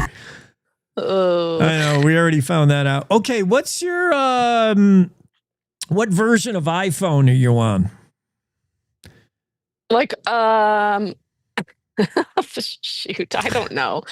There's been so many. Is it a 14, a 15? I don't know. I think I have I don't know either, but I think I have the 14. I don't know, but 17's coming out soon. Oh, okay. I think I maybe have a 15. All right. What do you drive? I don't even know this one. I drive a Ford F-150. Oh, nice. Like the most popular vehicle. What's your favorite food? If you really want to have your favorite meal, if it's going to be your last, you're on death row and they give you your last meal, what is it going to be? Your favorite food? I'm not going to be on death I know. row. I don't even know why I brought that up. My favorite food, gosh, I don't know. Maybe tomato soup and grilled cheese. Oh, really? That's just a good one. Yeah, that's pretty basic, but good. Yeah. Yeah. Do you have a favorite movie of all times? Oh, of all times, top. I mean, there's gosh, that's always so hard. I know. Gladiator's always been a favorite. Ooh. Dirty Dancing. Oh yeah, yeah. It's really shaped my youth. Okay. I really like Clint Eastwood. I like Clint Eastwood movies like Gran Torino and man, there was one with the boxer girl. Oh, yeah. Hilary Swank. Yep. I say it's my favorite movie, and then I don't remember the name of it. Hilary Swank, Hot or Not. That's an Office episode. Oh. Yeah, she was good in that, where she played the boxer. Million Dollar Baby. Yep. Yeah. So you realize Clint Eastwood used to be a cowboy. He used to be in Westerns. Yeah. That's before Those were your a little time. before my time. I know. Yeah. Yeah, I don't know. If I had to pick one of all time, it's probably be Dirty Dancing. I had an edited version as a child. My mom made me my own tape that had the inappropriate scenes removed. Oh, I didn't know there were such. Well, when you're 5 and you're watching it, some stuff maybe a little much. Were they close-ups of Jennifer Grey's nose? What made it dirty? I don't know. Kissing, probably kissing scenes. Yep. I don't know. Speaking of movies, have you seen The Rock lately? He's not The Rock anymore. No. Who is he? He's all skinny. Oh, really? Yeah. I haven't seen him. I'll have to check him out. Yeah, he will. He's over there doing the France Film Festival somewhere, and he's showing he's got a new movie where he wants to get out of the whole stereotype of being a muscled guy with quippy remarks, Like, he doesn't want to be the action hero. Like, I don't like when people try to reinvent themselves. He's The Rock, man. He's really good at it. Yeah, that's too bad. He wants to be taken seriously. So in order to do that, he's lost like a whole bunch of weight. So has Channing Tatum, lost 70 pounds to be in his new movie, Roof Man. Oh, wow. Channing Tatum looks like thin as a rail. Huh. Yeah. Okay. I just thought I'd bring that up. Keeping me up in pop culture world. Thank you, Jake. I'm trying because surprisingly, you should be up on this and I should not. I know, but you're so much better at it than me. You're so hip and cool. What about the millionaire Polish CEO who stole that kid's hat at the tennis match? I have no idea what you're talking about. What? Are you online at all? What is your online presence? Yeah, just managing advertising accounts for Cowboy Stay Daily. That's what I do all day, every day. You have got to take some time off and look at the interwebs. Ugh. Okay. All right. Well, you don't have to. Today begins the NFL season, football, so that's where our trivia is going. It's football trivia for Abby, and you're you're not good at. Great. I know this is you're gonna be great. It's not gonna be good. My answer to everything's gonna be Champ Bailey. That's all I know. Oh, the Denver guy. Yeah. Okay. Champ Bailey. Champ Bailey. No, these will be easy. I'm gonna make them easy. Okay. The buzzer's ready, and let me get to my questions. Okay. Super easy. And notice there'll be clues in the question. Which gridiron gang became the original Super Bowl champs? In other words, they won the very first Super Bowl, winning their first title as sweetly as a Wisconsin cheese platter. The Green Bay Packers. Excellent. You're 1 for 1. Which city roars with pride? They're home to the striped Bengals. Oh, Cincinnati. Excellent. You're rolling Look along. at me go. Look at I'm you a sports go. girl. You know your football, girl. Where do the electrifying Chargers plug into their energy? The Chargers are from. Oh crap. Uh-oh.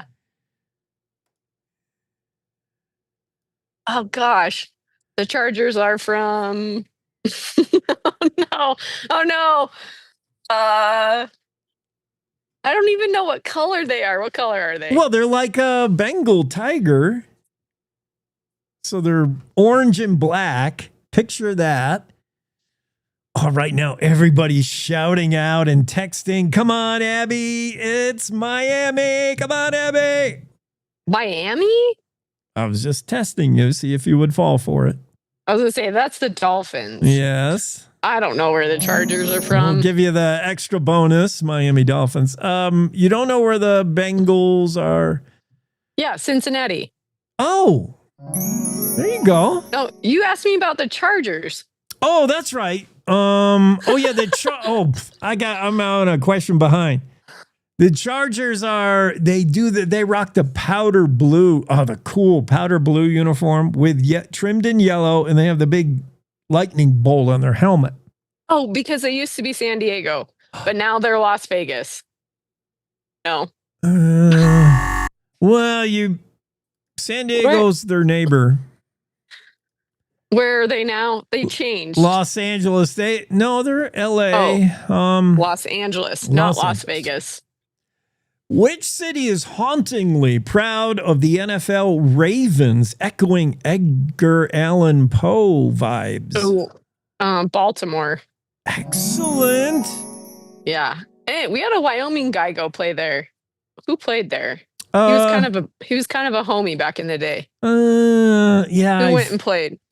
I vaguely remember. I can't remember the name. I don't remember. Anyway. Somebody out there knows. Yeah.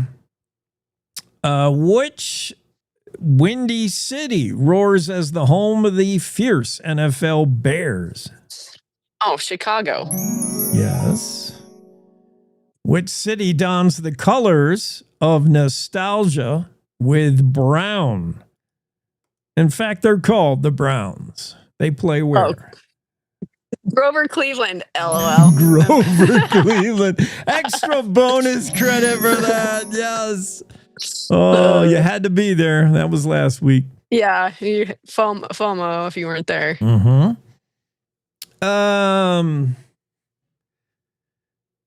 Well, Bronco, you're gonna know what Broncos. I gotta skip that. Oh, you're gonna skip the ones I know? Well, you know Denver Bronco. You're gonna get that. Which city prowls with pride? They're the base for the NFL Panthers. I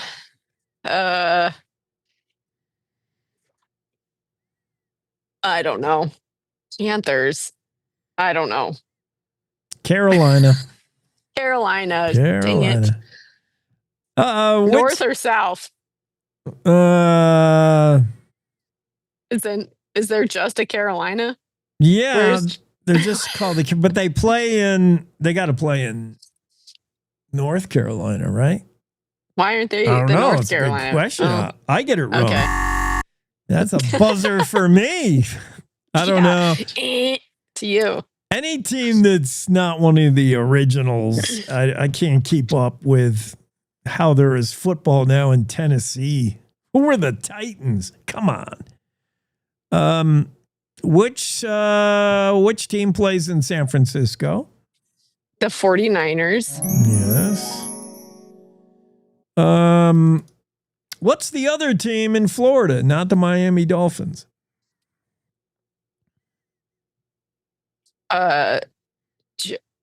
Jaguars. Is that a team? Yes, Jacksonville. We were looking for but that is, you are correct, Jacksonville. What were you looking for? I was looking for the team that they call the Buccaneers. Play where? Oh, Tampa Bay. Yes. Okay. Wow, you're doing very good in the football.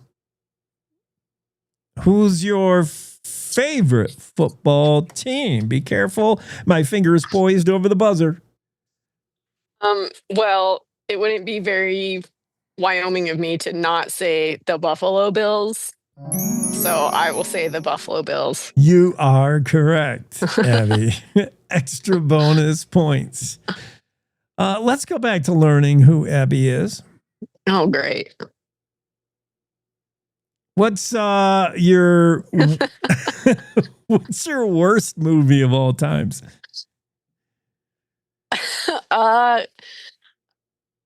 Golly, you know what? The one that pops into mind is I went to see that Kevin Costner movie that he starred in and directed or whatever, and it was like a 2-part. That movie was terrible. You'll have to be more specific because all that guy does is make epic long movies that are not that good. So it was like a 2-part. So I think Waterworld or Waterworld was cool. Ugh. It was like something Horizon. I don't know. It was really bad. Oh, yeah. It was really not good at all. I'm not a fan of Costner. He seems self-indulgent to me with his stuff. I like his older stuff. Like he was kind of a babe in the like 90s. Like Waterworld was cool. Robin Hood was cool. I don't know. I would say that was most recently we went to the theater and saw that, and I was like, this is really bad. The whole time we were just like, what is happening? Yeah, what is that? It's not good. No, it was like a 2-hour-long movie trailer that you didn't even want to watch the whole movie, but you had to. Why are all his movies so long? It tells you like he just maybe because he's self-indulgent. Yeah, he feels it like the more of me is better. Dances with Wolves is. Yeah, Dances with Wolves was good. It was just, it was bad. Let's not be mean to Kevin Costner. Dances with Wolves okay, but you're like, this could have been over 2 hours ago. I'm out of popcorn. Horizon, American Saga. Yeah, that's... Yeah, don't see 1 or 2. Or if a saga is 3, don't see 3 either. Yeah. I don't... Terrible. And don't see his... I don't think his band is that... He's singing now, too, because, He has a band? Yes, you can't get enough of Kevin. He's got a band now. He played at the $1 Million Country Cowboy Bar. I went and saw him, and I'm like, nope. That's awesome. Because, if you're he's trying to reinvent himself like The Rock. He's a musician now. I think he just feels that he's so great. You shouldn't be deprived of him in any avenue. Maybe he'll write a book now. Like you should. Yeah. Yeah. Kevin Costner. Okay. All Kevin all the time. But The Bodyguard? Come on. The Body. So good. That's good, right? Yeah. That is pretty good. 90s Kevin Costner was it, but 2024, 2025 Kevin Costner, it's not it. Agreed. Yeah. Okay. All right. Final question. Where are you today? I always have to know. You in Pinedale? I am in Pinedale at the Pine Coffee Supply coffee place. Yeah. The internet at the cabin just is hard. It doesn't quite stream quickly. I don't know if you noticed the week before last, it was a little delayed. So yeah. Had to come get up on some faster internet. We cannot have our Abby pixelating at all. We need full on Abby in her flip-flops, even though she owns lots of shoes. Flip-flops all day. Yeah. Thanks, Abby. Okay, Jake. Have a great weekend. That's Ask Abby, who did really well in our football segment. We're going to do more football coming up. On the show, we're going to talk to DraftKings, Lori Kalani. You know DraftKings, the online betting. And we're going to place some bets on football games. Lori will be with us in a moment after these. Wyoming is the cowboy state. From corner to corner, there are so many stories to be told, and more cowboys and cowgirls are turning to the Cowboy State Daily News team to keep them in touch with what's happening both locally and in other parts of Wyoming. I'm Riley Strand, videographer and production assistant for Cowboy State Daily Video News. We're proud to bring the most important stories to our viewers every day. The stories that start conversations, the stories that make us laugh, the stories that make us think. Our experienced journalists at Cowboy State Daily are crisscrossing the state every day, talking to those who know the news best. Every day, host Wendy Core and I talk to the reporters who are covering the topics, issues, and people that are important to Wyomingites. And in our daily newscast, we bring you those stories. Tune into the Cowboy State Daily video newscast every morning, only on cowboystatedaily.com. You're listening to the Cowboy State Daily Radio Network. Wyoming is a place of unlimited potential, a place that inspires us to dream. Since 2014, Wyo Lotto has given back over $180 million to our great state through transfers, winnings, commissions, and more. Dollars that have gone directly into your cities, towns, and counties. Dollars that have changed lives and set dreams in motion. Thank you, Wyoming, for a legendary 10 years. We can't wait to dream up what's next.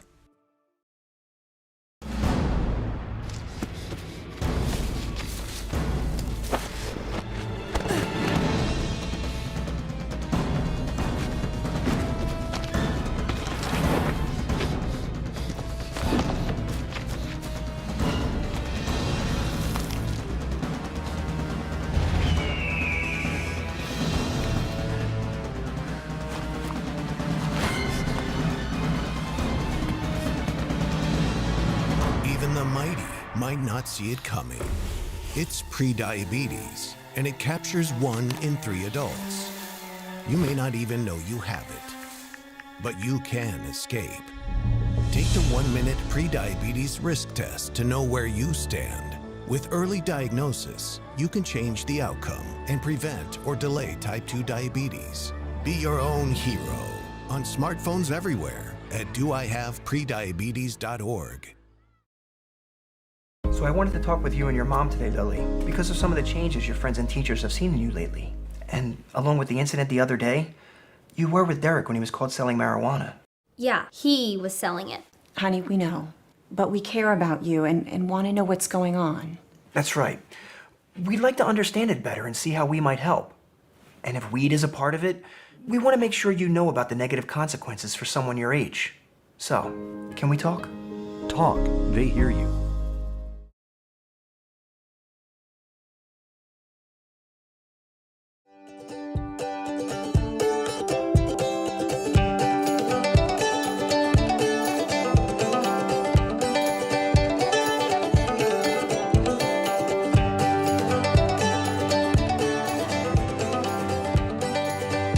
Cowboy State Daily Show on a Thursday. I'm Jake. Lori will be here shortly. Lori Kalani with DraftKings.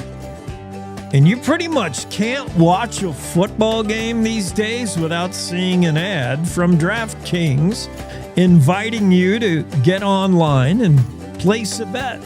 Who's going to win the game? What's the over-under? How many touchdown passes is Josh Allen going to have? Like 100 in the first quarter. Yeah, DraftKings is all over the place. But at what point are we concerned that we may have a gambling problem? That's where Lori comes in. And Lori is coming in right now into the discussion, into the Zoom room. Welcome to Lori Kalani. Hi, Lori. How's everything this Thursday? Everything is fabulous. It's Thursday night football. It's back. It sure is. Football starts tonight. Yeah, I guess we got to ask you, who do you got who is playing tonight? I don't even know, but it's the Eagles versus the Cowboys. Oh, right. Yeah, nobody outside of the Dallas area going to be putting money on the Cowboys. That's for sure. But we'll see. That's for sure. The only bet that's a lock is the Bills. We know that. And that aside, Lori, I want to talk to you about your role with DraftKings. Now, you have a unique position. In fact, it's the only type of position like this I know of. Chief Responsible Gaming Officer at DraftKings. DraftKings, why would DraftKings want people to gamble responsibly, for one thing? I mean, the more the merrier, right? I love what you're doing, proactive, and you know, as far as getting the message out that it's fun. Gambling can be fun. It can be entertaining, but within reason. And I want to talk about your personal background with gambling. But what about the position? How did it come into being? And you're perfectly suited for it. Oh, well, thank you. So I was representing the company long before I actually took on this role. But I think that it's really part of the mission of the company. It's built. Responsible gaming is built into everything we do as a company, and our CEO and management team executive team really saw the need to bring in a high-level senior executive to centralize and make sure that the program was strong and continuing to be strong and scale with the company as the company scales. And I'm really happy to be in this position. As you said, I do have a history. I grew up in Las Vegas. My own parents struggled with their own play. And so I've seen firsthand sort of both sides, right? I've seen people who can really enjoy betting and having fun. And I've seen the other side. And we really want a customer base who's going to be having fun and playing responsibly all the time.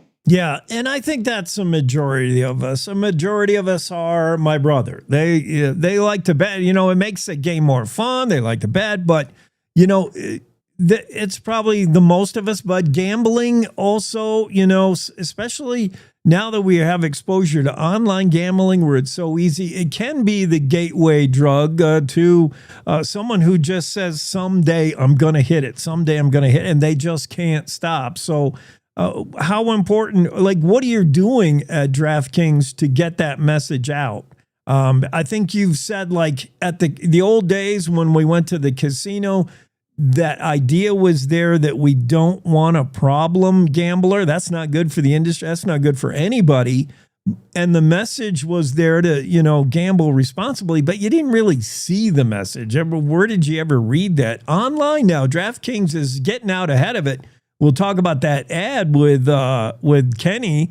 But what are you doing to get that word out that gamble responsibly? We're engaging with our customers all the time. So we have a centralized location where all of our responsible gaming resources and tools live. Any of our players can click a single button. It's a little RG shield on the top right-hand corner within the app, and they're immediately taken to the RG Center. But it starts long before they're on the app. When somebody opens an account, at account sign up, we're asking them to visit the RG Center and look at the tools and consider setting a budget, setting a limit. We have information on the rules, risks, and odds of all the games, and we send out monthly messages to all of our customers, even more frequently to our younger players. So we're constantly talking about responsible gaming. This year, we took a really big step and we launched this NFL sweepstakes, which started this past Monday and is going to run through the end of September. And for each week, we're featuring a different responsible gaming tool, and we're asking our customers to interact with those tools. And if they do that, their name will be entered into a drawing for NFL tickets. And the final week, it will all culminate with 2 tickets to the Super Bowl. So it's incentivizing, fun, engaging, and a great way to get people to take that first step, if they haven't already, in interacting with the tools and seeing how they work and seeing what they might want to set for their own personal preferences. We're talking to Lori Kalani, Chief Responsible Gaming Officer at DraftKings, and we're trying to make sure players gamble and place bets responsibly. The first thing is, you can build all these guardrails, Lori, and you're doing that, and that seems a smart way to go. But we got to change a culture, and we got to normalize these kind of safety things. Like I've heard you compare it to, we all learn to wear a helmet when we're riding a bike or skiing. Like, that's normal now. It should be normal to seek help, because the first thing people want to say is, I don't have a gambling problem. I don't need the rules.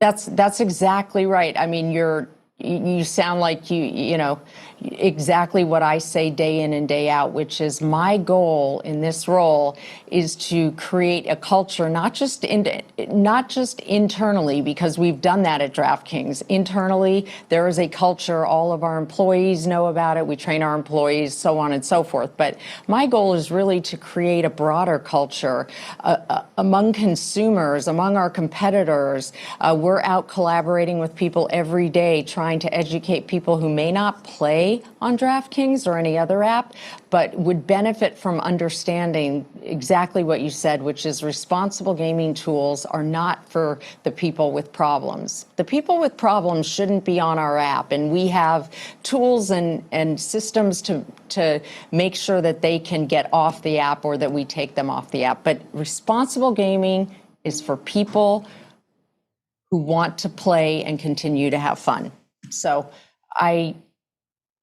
that is my goal. That's what I wake up every day thinking about coming to work is how do we normalize this and make sure people understand it? And it's going to take time, but we're seeing the numbers continue to increase with our tool adoption and with the way people talk about this. So I'm very confident that we're going to continue to see people really adopt responsible gaming tools. And I think this NFL sweepstakes was a greet way to get the word out in a very positive way.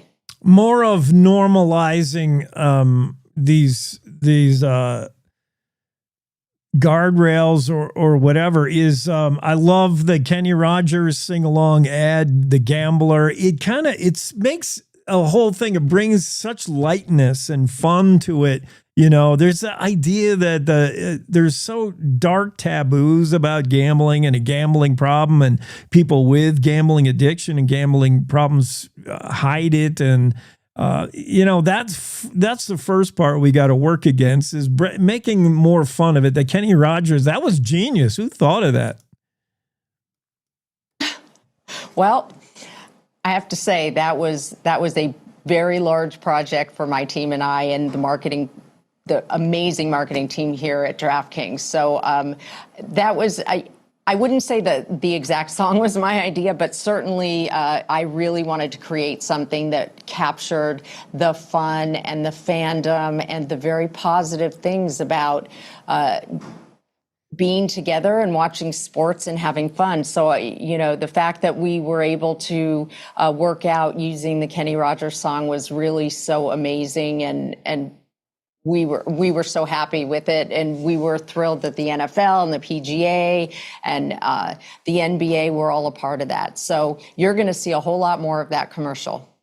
I like it. Good idea. It's real fun. Now, Lori, tell me, how does DraftKings identify and track at-risk players? It's not solely based on money. It's not like you see a $50 bet, for some people is too much. 50,000 for some people is not. What behaviors are you looking for? What sends up those red flags that let you know that you need to take action, even to the point of shutting down accounts? Yeah, I would say it's things like prolonged time on the app, and that may not necessarily be any issue at all, but what we're doing is really looking for opportunities to engage with our customers at moments that might be meaningful. So for instance, if somebody is on the app late into the middle of the night for several hours, we would likely send that person a message to remind them of the time that they've been on the app. So it's really a journey. It's subtle things. It's possibly changes in amounts of deposits or frequency or things of that nature. So I can't say it's any one thing, but we're really looking for opportunities to not have people feel stigmatized, but really have people feel as if we care about our customers, and we're, again, reminding them of the tools and the resources that are available to them. But don't get me wrong, we have a whole team. We're a team of 50 people, and a good percentage of that are people who are reviewing accounts that need to be reviewed for one reason or another, and we take all of that very seriously. Yeah. And messaging today with technology and online gaming is in many ways probably easier. That's what this woman does, Lori Kalani, with DraftKings, respected business leader, and she's helping responsible gaming for DraftKings. Give me an idea of, why you're uniquely suited to do this, your experience prior to DraftKings, and then your experience growing up. You know that it's not so much what DraftKings says you should be doing about gaming responsibly. It's what people hear. What is the difference between those two things? Yeah, we could talk all day, but we want to be talking to people the way that they understand it and making sure that things resonate, right? Like you said, it's not what you say, it's what people hear. So there's a lot of work to be done around making sure that we're talking to people so these messages will resonate. And that's why we spend a lot of time with researchers, academics. We're collaborating with others in the industry, including our trade association, which is the Responsible Online Gaming Association. And we're constantly learning. And it's interesting, Jake, because we're fierce competitors when it comes to the other operators. But when it comes to responsible gaming, we all sit around the table and share the best ideas. Because this is good for consumers, and it's good for business, and it's good for everybody. So there's really a great effort within the whole industry. Yeah. I recognize there's only DraftKings. That's all I ever see when I'm watching a football game. But there are, I imagine, some competitors. but it's great to see them all to get together. Talk a little bit about Rogue, Responsible Online Gaming. That association came into being not long ago. Yep, that was formed last year and early last year, and it's being run by a woman named Dr. Jennifer Shatley, and she is a foremost expert on responsible gaming. She's got the academic background, she's got the business background. She worked for Caesars Entertainment in responsible gaming. They were one of the first casino companies to really dig in on responsible gaming. So she is tremendous.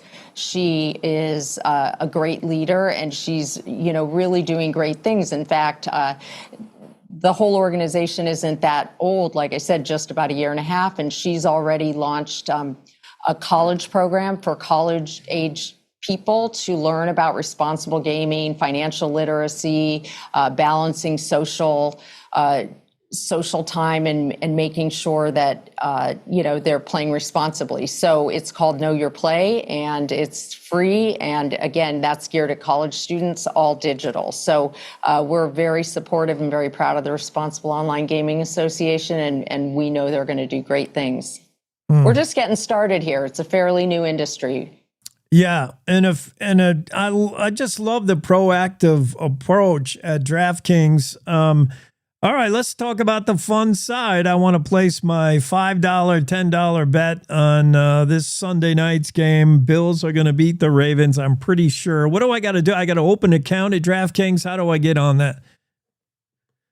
Yes, you would go to DraftKings.com and download the app, or you would download the app. So let's talk about the phone. So you would download the app in the App Store, go on to DraftKings app and sign up, and it's a pretty quick process, but we do have, very strict know your customer guidelines. So as long as your driver's license matches your name, matches your phone number, so on and so forth, it's a pretty quick process. And you'll go through a series of screens. Again, one of those will ask you if you want to set up responsible gaming budgets and use our tools. And then once you're on, it's really pretty simple to bet on your favorite team and place that bet. And we also have some new features this year. We have something called early exit. So if somebody has a parlay and their player gets injured early in the game, they're able to get that, get some portion of that money refunded to them. We have something called ghost leg parlay protection. So we've added a lot of great new features, and all of those are really a click away on the DraftKings app. But you got to sign up, Jake. Sign on up, get yourself an account, and then let us know if you have any questions. I'm in, and I really appreciate that DraftKings is thinking about all of our well-being and the best interests of us by hiring and putting this woman in the role, Lori Kalani. She leads the company's initiative promoting responsible play across all DraftKings platforms. Thanks, Lori, for being on. Thank you, Jake. Have a great day. You too. Have a great weekend. All right, we got to bust out of here. That's going to do it for the show for today on the Cowboy State Daily Radio Network. Have a fantastic Thursday. See you tomorrow, same time. Good morning. This is the Cowboy State Daily Morning Show with Jake. The new way Wyoming wakes up.